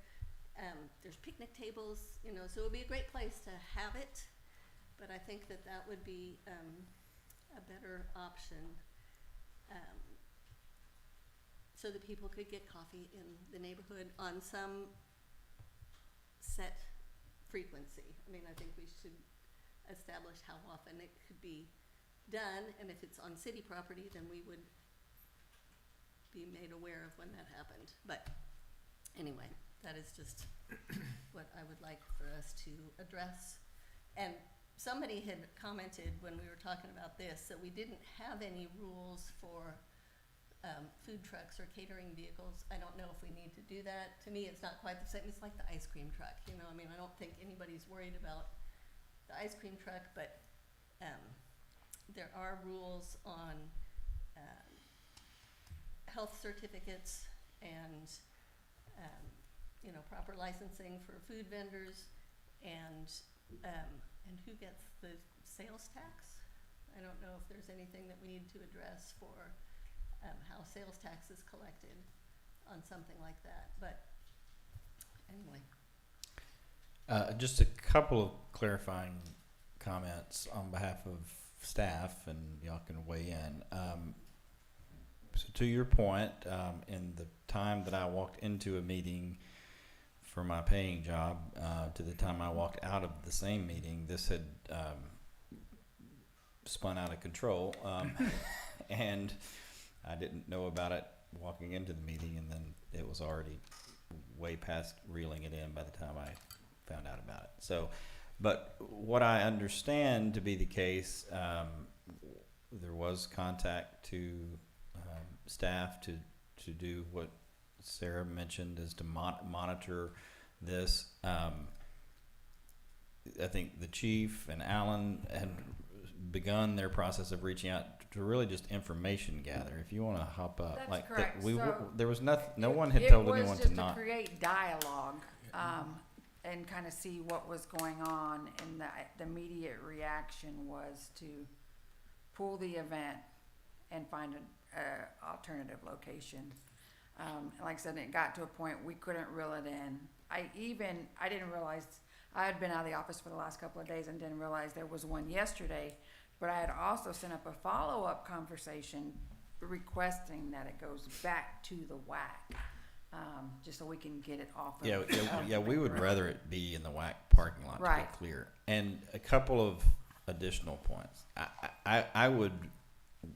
We will execute whatever policy this council adopts, but I would really like us not to get into this business of, first of all, having to come before council. And I'll just point out too, having had a son who swam on the Rollingwood Waves for years, and I think this is probably what they were thinking at the time, which is why they didn't really contemplate needing to get any sort of approval because every swim meet that they usually have 2 or 3 trucks there providing Kona ice or hot dogs or hamburgers or whatever. They've done that for years and years and years and never received any special use permit for that. I have personally been to dozens of parties in this neighborhood, whether they're kids' birthday parties or adult parties or Christmas or New Year's, where there have been taco trucks and things like that. Sometimes that's a cash bar type situation. Sometimes it's gratis. I've been to both. And I would prefer, those items not have to come before council for any sort of approval, and I certainly would like to not have to burden our staff to issue, permits or check those sorts of things for what I consider private events. And I consider the park board or the pool board was trying to do for their membership to be a private event. So we had a conversation about just because money exchanges for the cup of coffee, it's still to the benefit of the private members of the club. That's not to say that somebody can't wander in off the street, but it is not advertised. It was sent out to the general, anybody on the WhatsApp. And I would think that's not just the pool members. That's fair, but it's also to the community as a whole. It's not, they weren't advertising out to Austin proper. Let me add a little bit more color to this conversation. So I do think this was just a comedy of errors that caused this one event. I've talked to 2 pool board members about this, and I talked to the pool manager, and they have a new family moved in. New family's super gung ho. They wanted to do events for the clubs and neighborhood, and they got a bunch of feedback at a club meeting about one of the things people wanted was a coffee truck. So the pool board's like, sure, you want a coffee truck? Go ahead. You can use the parking lot. It wasn't anything more than that, and then these people just ran with it and did what they wanted to do. And it wasn't intended. It wasn't intended to be this big thing at all. And it wasn't the thought of, is this a private party for the pool, or is this a public thing for things? It was just some members in the community trying to do something.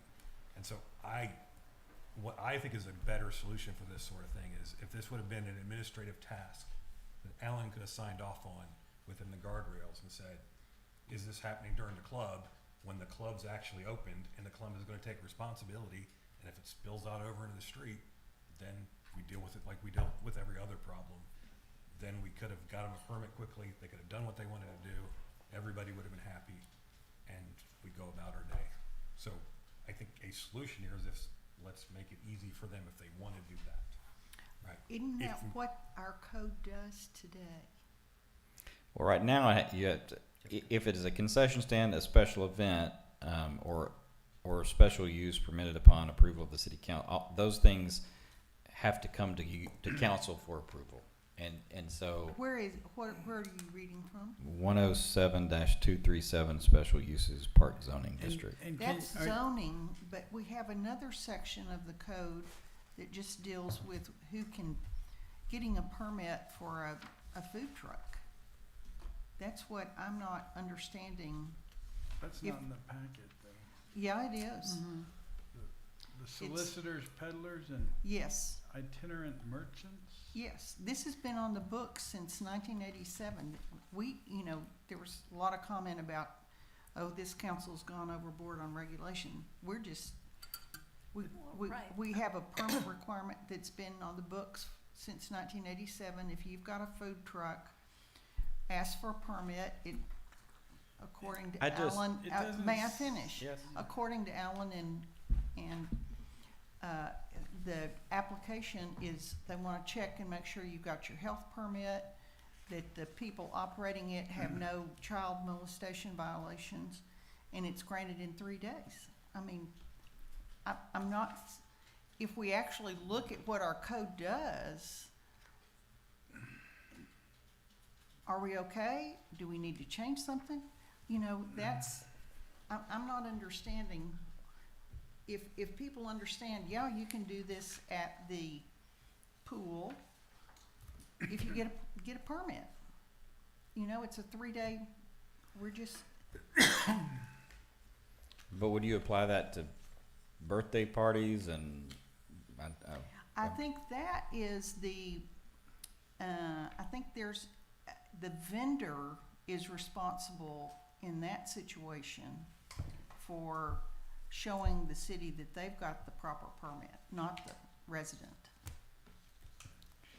I hear you. It's just, you're gonna make it so difficult for people to have I'm not changing anything. I understand, but it also I'm has just not been asking- enforced. I am just asking well, I don't know about that. Can I I'm weigh just in? asking, what are the current requirements? Do we need to change them? We're all speculating about what the code does. Let her finish. We're all speculating about the code what the code does. We're getting criticized for, overregulation, and I think we need to figure out what our code requires and then address the concerns.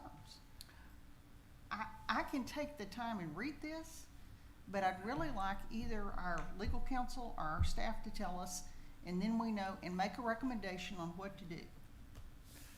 Okay. Kevin? I think that's all great, and I don't disagree with you.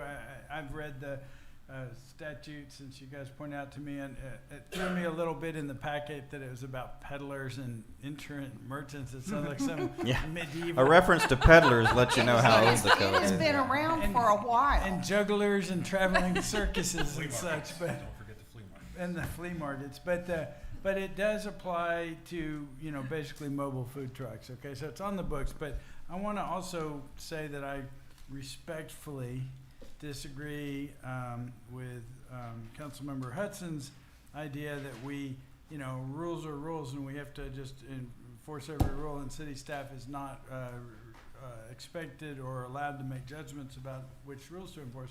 I disagree with that, and part of it is just my legal training, because you always have what, and they taught us to call prosecutorial discretion, but it's also administrative discretion, enforcement discretion, there's police discretion, which happens all the time, and I guarantee you that I'm guarantee that Chief Munoz would agree with me that you have to have some discretion when you're in the field on how to enforce laws.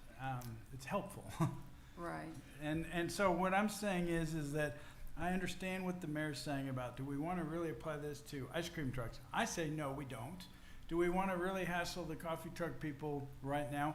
Other than to get them out of the street, I say no, we don't. Get them out of the street and then let's leave them alone, because to me, here's the real problem that I think the community has with this. First of all, we do happen to have a lot of people here who are very special, important people in Rollingwood, but they also are, like a lot of Texans and Americans, don't like being told what to do and what they can't do, and not everything that is technically illegal is a problem.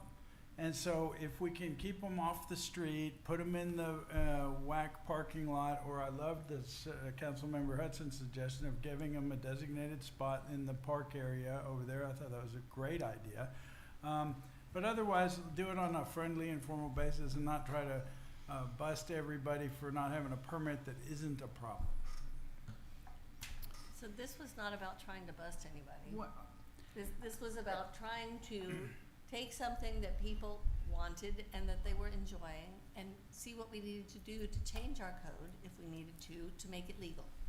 So that city staff doesn't have to decide, do we enforce this rule or do we not enforce this rule? Let's just change the rule so that it allows what we want them to be able to do. Right. Well, they can ask the mayor if they have a question. And let me make one comment, and then we'll go ahead. Okay. Go ahead. I want to respond to Kevin. Okay. We've got 2 or 3 things going on here.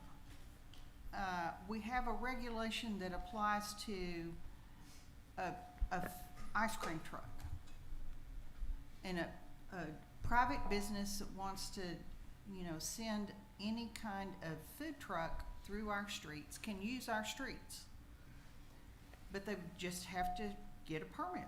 They have to show that they have their health certificate and that And that's basically it. If you don't have that, then all kinds of vendors will come through.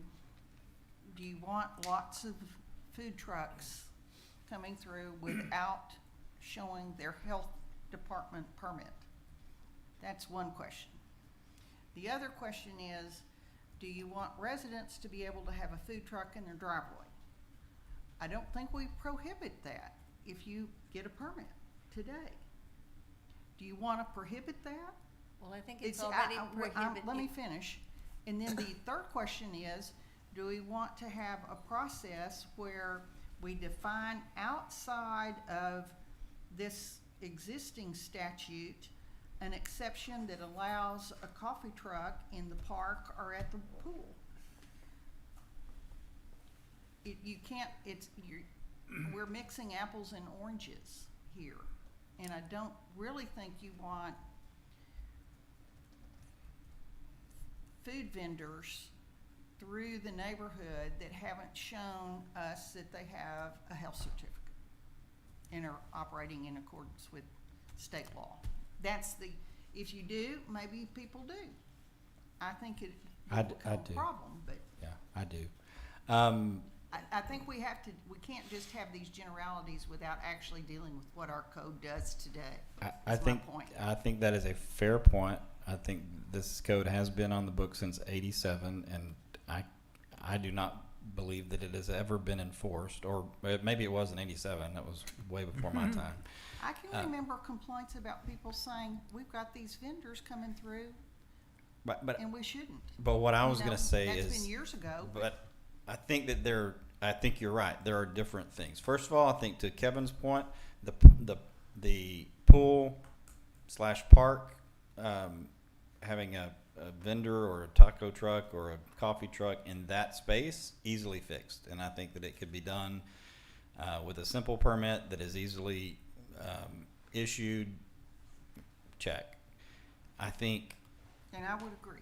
And I think to your point about if there are commercial vendors, I'll argue against myself in a minute, but if there's a commercial vendor that's trying to come in and set up shop and sell their wares somewhere in the community to the general public, I think that they probably, that's different in my mind, and probably I could make an argument for them needing to have some sort of permit from the city. That said, I'm really not all that interested in.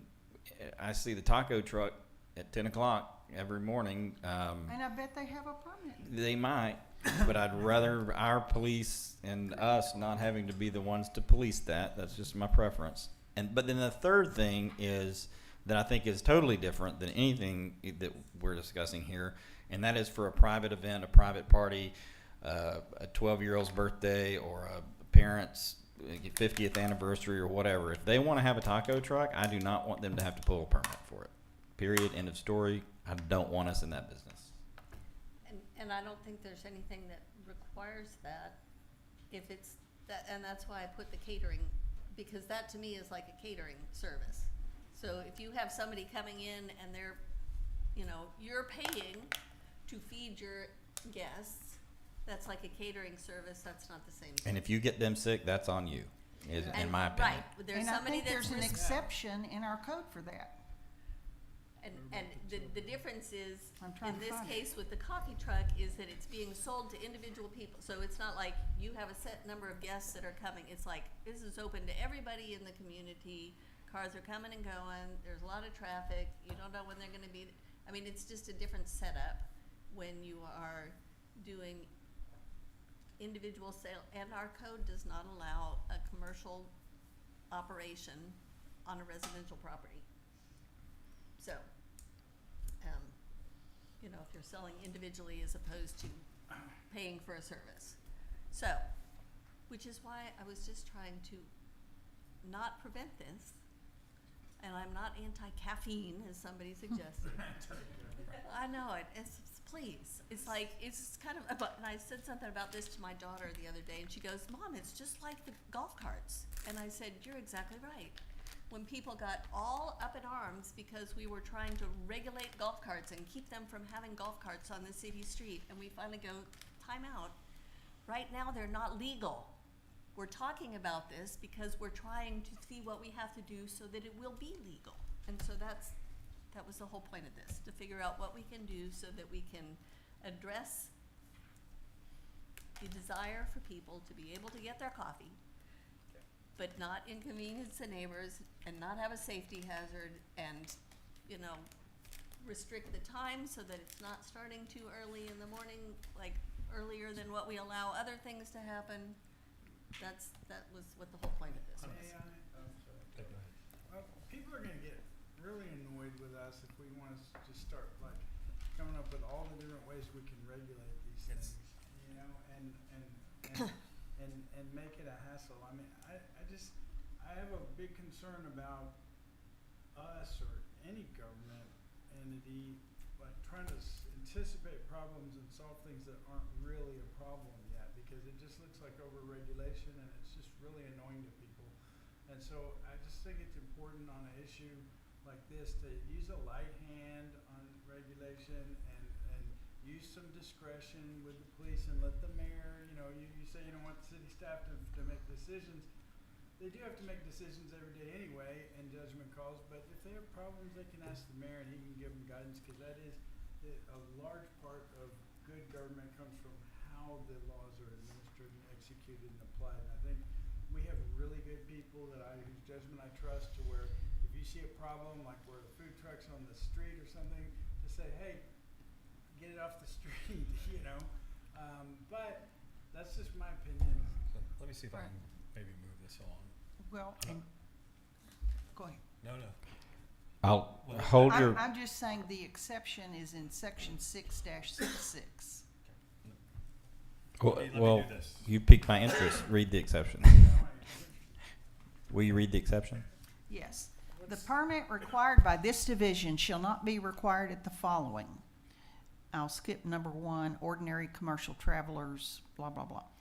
Number 2, persons soliciting at a residence at the express prior invitation of the resident. 3, persons operating under occupational licenses granted by a state agency.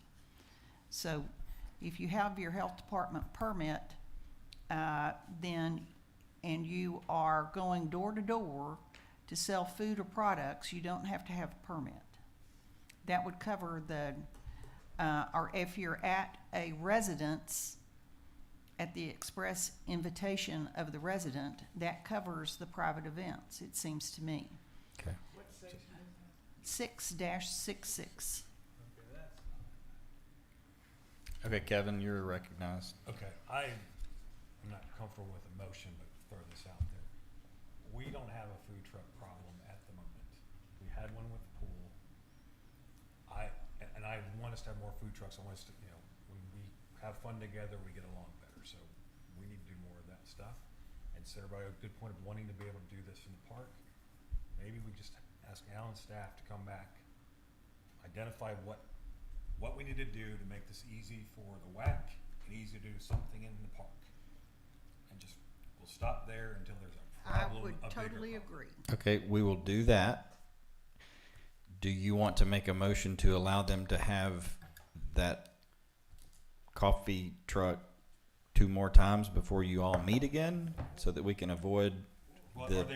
is there's confusion now? Is that Well, yeah, we're a little bit in limbo because you haven't taken the action to approve the thing. So the way we're kind of interpreting it right now is that it's a private event, and so, but we're firmly in a gray area. So here's what I think is going to happen. This is me making stuff up and enjoying, you know.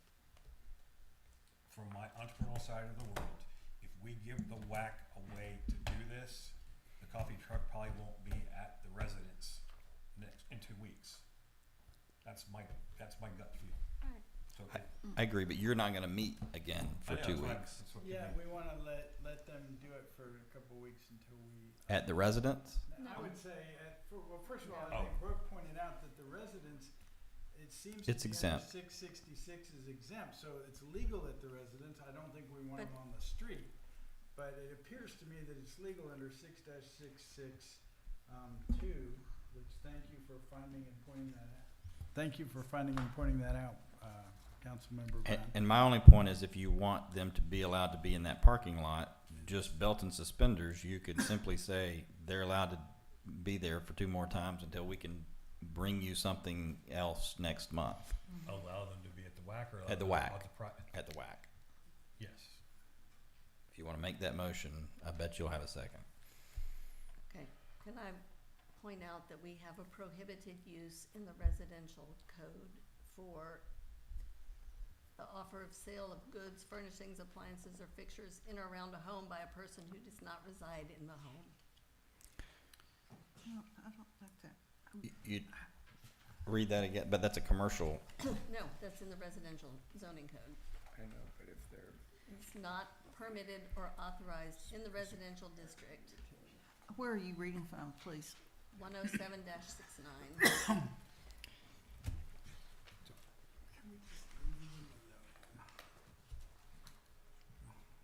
So, I think that to me, it's the commercial, it's like the individual sales part of just somebody operating a business on your property. Well, and I think here's the distinction I think the code makes. You could not set up in a residential area a spot for a vendor to regularly sell commercial goods out of a food truck.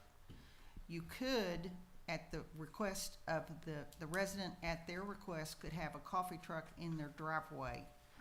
And it should be, because they're there at the invitation of the resident to serve people coming to that home.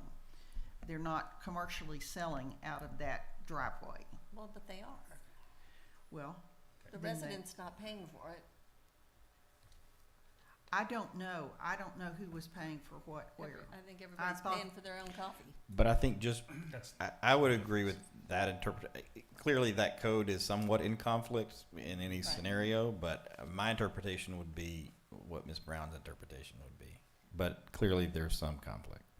The way I read the solicitation is like if you have Pella Windows come in to give you a quote for, replacing your windows, that's a solicitation, and that's legal because you've asked them to come in, but they're not selling it to everybody in the neighborhood. I think you're right. So that's the difference to me. The point being that all of this is very confusing and unclear, and so we need to clarify it so that the police know what to enforce and the city administrator and staff are not getting harassed by people who want to do something that our code may or may not allow. And so just so it's clear and we set the parameters around it that we need to set so that it's not inconveniencing the neighbors, it's not a safety hazard for the kids at the school bus. I would go and all with that. Kevin's proposal that we try it for 2 weeks or 3 weeks till we come back and see Okay. what the. So you have a motion If that to allow it works. until the next council meeting at the WAC parking lot. To allow them to have The to allow two events in the WAC parking lot between within- now and then. Starting no earlier than starting no 7 later than o'clock. 7 o'clock. Great. And, That's and that- then that's the motion. That's the motion. Is there a second? Second. You have a motion by Mr. Shell, a second by Ms. Hudson. Further discussion? Well, the second part is just I want to give homework to Alan to figure out how to. We'll do that momentarily. As further discussion on the motion. Hearing none, all those in favor say aye. Aye. Opposed say no. Being 5 ayes, no nays, motion carries. Thank you, council. Let them know the nicotine has been, the caffeine. The caffeine, well, I think so, whatever they want. The caffeine, nicotine, whatever. So they're good to go for till next month. Now, that said, you are now recognized to give some instruction, welcome instruction, not only to Alan, but to our counselor here who's his firm will be tasked with this job. I want to make it an administrative function to allow staff to approve a food truck permit in the park and or in anything zoned park. And then give Alan the homework to come back with a proposal to us on what is a reasonable time frame or whatever needs to be done to make that happen. So Okay. people can come in here and do it, and not come to us to have some sort of, Do you want us to also bring back at They that don't same? have to do that today. well, then he can come back and tell me that next Yeah. week. They don't have to come, that's what the permit Let's process let these is. two figure this out. Okay. Yes. Okay, Pay him so for it, so we we'll bring you back some sort of ministerial permit approval, or maybe it's already that way. Some sort of recommendation on that for places zoning. for park zone. Do you want us to also bring you back a thoughts from council and a clarification on an exemption at a private birthday? I'll say birthday party. I don't have interest in solving that problem Okay. until it's a problem. So stay silent on that. Don't. But from a I do not want to, I don't think that's a problem today. so you're okay with us continuing to not enforce on that? Correct. Okay. Got it. Hey, if somebody's breaking the law, enforce. Right, as far as traffic out in the street, craziness, that stuff. Got it. Okay. All right. We will then, with that action, move off of agenda item number 20 and move on to agenda item number 21. Discussion and possible action to adopt a revised parking ordinance. We took a vote. No, we didn't. Oh, we didn't? Take a vote. Apologies. I don't think I heard a second on the motion. I think he made a motion. We discussed He it. got and the we moved on. second. Did you get the second? Man, I'm sorry. I've just really dropped the ball. Back up, members. Okay, you have a motion by Mr. Shell to, oh yeah, we did have a second. You had a motion by Mr. Shell, a second by Ms. Hudson. Further discussion. All those, no, they voted. All those in favor say aye. Aye. Opposed say no. Being 5 ayes, no nays. Motion, yeah, they did. Oh, thank you. Nicotine. Oh, the homework, that's just direct. that's right. Yeah. Yeah, we're good. We're good on that. Okay. We're clear on the direction. Moving on to agenda item number 21. Discussion and possible action to adopt a revised parking ordinance applicable during the times of Austin city limits and other events held in Zilker Park. This is Mr. Glasheen's agenda item. Recognize Mr. Glasheen. Yeah, and this originally came up because of Barry Del Combre's family getting ticketed going across town to see some friends, which was frustrating for them. And then when I made some inquiries about it, it appeared to me that it was this ordinance. It creates an administrative burden that is probably bigger than it needs to be for enforcement. And so I wanted to hear your thoughts on that, Chief, about simplifying that in a second. But the idea would be to get rid of the red and blue and just have one pass for the city, and maybe ask people when you send out the passes or to not go all park across on the east side of town, or there might be some other ways to limit what happens on the east side of town. I don't know. I think we need to talk about potential other solutions and see what your thoughts and recommendations are about the existing program, whether it ought to be changed, and how it should be changed, if at all. So, Chief, can I jump in too, just to of course, clarify one part that I do think is important here is we do have a process at our court in That's what I our was gonna court system. Oh, are we on the Yep, same? we're on the same page. Well, then you do it. If we're No, if, but I if no, I great think minds that's the were same thinking thing. alike, then go Yeah, ahead. is that I want it to be clear that there are processes in place if a resident gets a citation, or if your friend comes over and visits and you're parked in front of your friend's home, there is an affidavit that can be filed and the ticket gets dismissed. There's a lot of processes already in place to protect that resident and their friends. And I think we had, as of last Monday, we had 16 of those dismissed believe so. I on think that's what the with number with an was, affidavit but, with such an affidavit. In fact, I signed one of them for a young Yeah. man who was visiting his best friend and was really freaked out about his first ticket ever. Right, and so that's where, and so I think that's, on the officer's standpoint, is that the officer's following what's in the ordinance. And so but if a ticket is written to an individual and they can prove what they were doing, that they were here visiting a friend, there's processes in place that they can take. And so that's our frustration, is that there's already all these things kind of set in place for residents.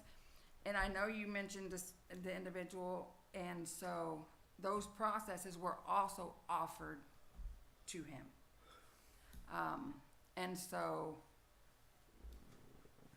that, I don't want to go too far into the court thing, but like I said, all those, if he was parked in front of a friend's home, even if he was parked in the wrong zone, a process was also provided to him, and I verified that the process was provided to him. That way he can have that citation dismissed. And just set, okay, as far as the idea of residents, you know, getting ticketed for visiting a friend or whatever these 16 other cases are, do the officers have that they obviously don't know that when they're writing the ticket. All they see is a car, right? They don't usually make contact with somebody who's like, oh, I was just visiting a friend. No, now we have made contact with, if we run the license plate and it comes back to that house, then we go say, hey, can you put your Sticker permit, on or it. your permit on, Right. that way we can leave your car alone. So we do try to make contact, like I said, if the car comes back there. Now, if it's your friend, we don't know, Right. or whatnot. But I know the 2 zones were put in place for the specific fact that we did have one zone at one time, and then everybody was inundating certain parts of the city, and that's where the 2 zones came into play. We had no zones for ACL And the first couple years. There was no zones. And how is the enforcement of the 2 zones? Is that easily done? Are there any difficulties or problems with it? Usually we don't have that much of an issue because they're color coded. Everybody stays in their zone, and we do try to say, like, can you stay in front of your home and things like that. That way we can kind of clear up. Okay. And So, when I'm parking- sorry, I was just, I apparently under a misimpression that it was difficult for you guys to enforce It is a and lot of administer. So administratively, it's a lot of work because we are distributing a lot of stickers and making sure where do you live, what color zone do you, we have maps, we a lot of people don't realize we document every sticker that is provided to somebody, so I can look at your stickers and know that we issued those to you specifically. And so it is a lot of administrative work on my admin to distribute. And so I don't have, if you want to go to one zone, I don't have an issue with it. If you want to stay with 2 zones, I don't have any issue of it. But I will say, when we had the one zone, then we received the phone calls that people who lived closer to the event could not park in front of their own homes because everybody else was parked there. So I'll just Yes. finish with, if you have, and I understand, and I don't really have any agenda to get rid of 2 zones, other than that I was under the misunderstanding that it was something that was an administrative problem for you guys, and that, you know, you might want to change it. So I guess the way I'd finish is that if you guys run into problems administering something like that sticker program, and you're thinking about it and thinking, you know, gee, this would be better if. Right. Please let us know, okay? Because Right. we don't want you to suffer with administrative problems that we can fix by changing programs. It doesn't sound like we need to change the program on this program. Right. But I just want you to know that if there are such things, please feel free to bring them forward. And I to think mayor. the question is what do you want out of it? Do you want one zone? Do you want 2 zones? Do you The want 2 zones make sense to me, and obviously it was done to solve a problem and not just, you know, anticipating a problem.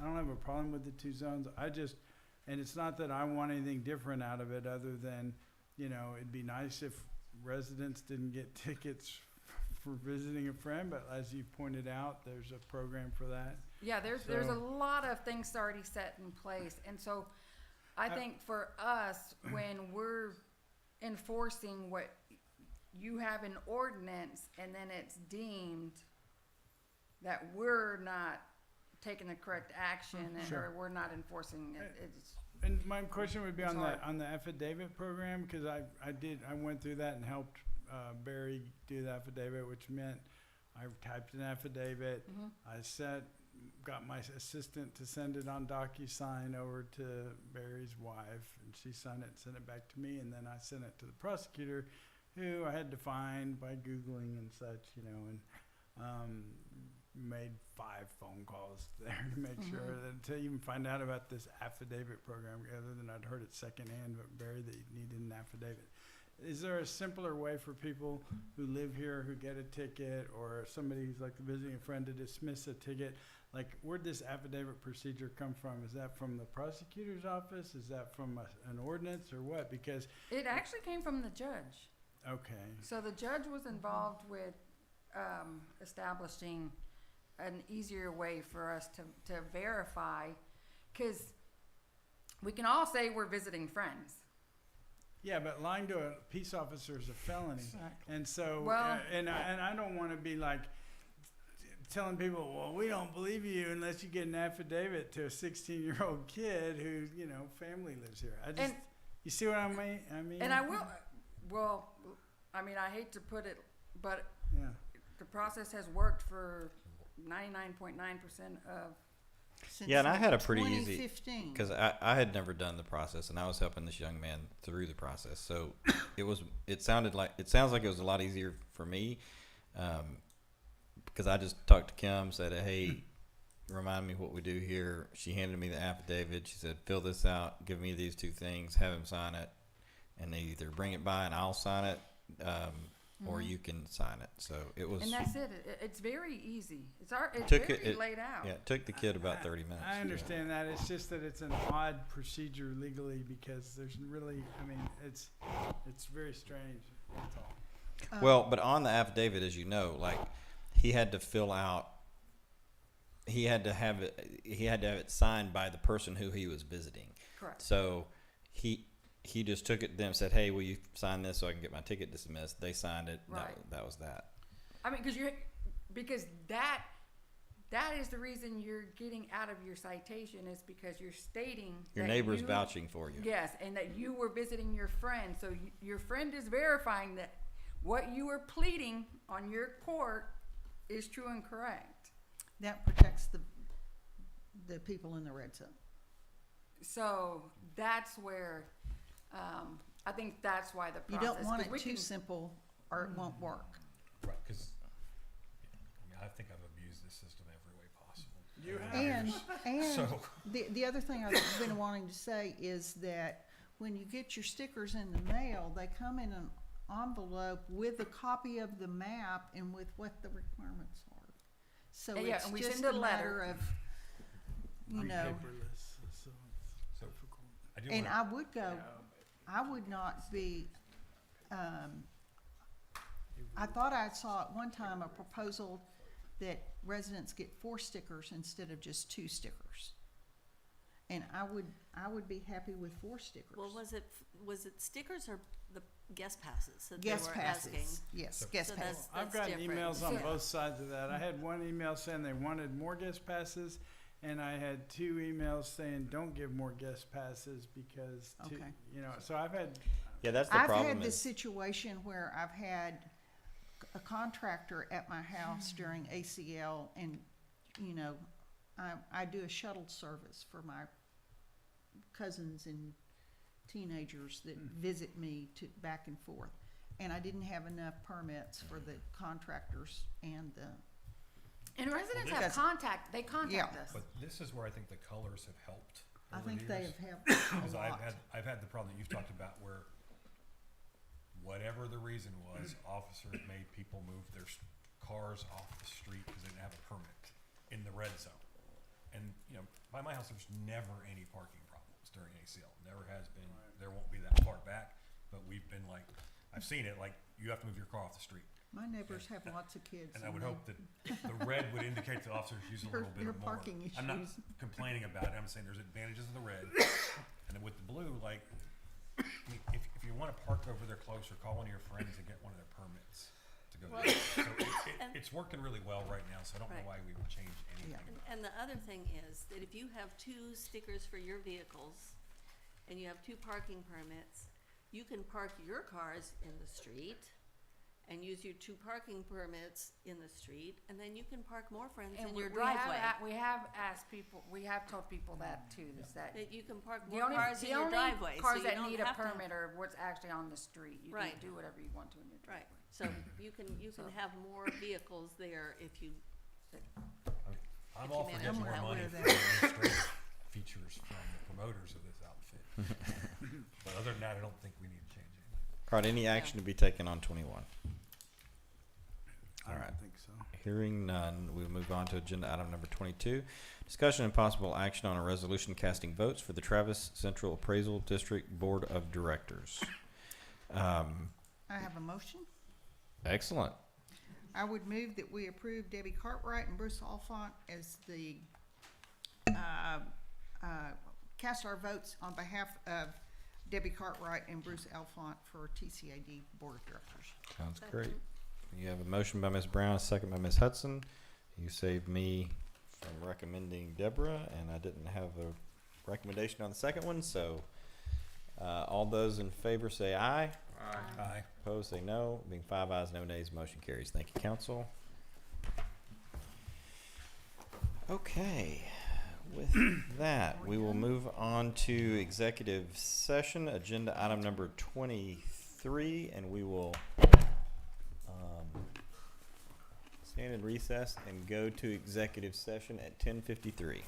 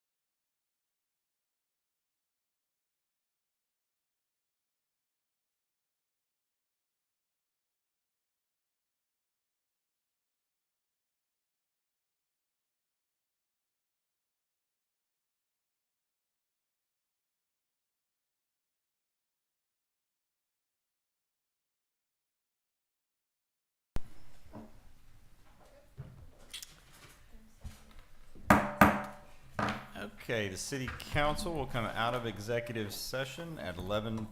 We were in executive session under section 551.072 to discuss real estate. No final decisions were made in executive session, and with that, is there anyone wishing to make a motion? Move to adjourn. A motion to adjourn is accepted. All those in favor say aye. Aye. Opposed say no. You are adjourned.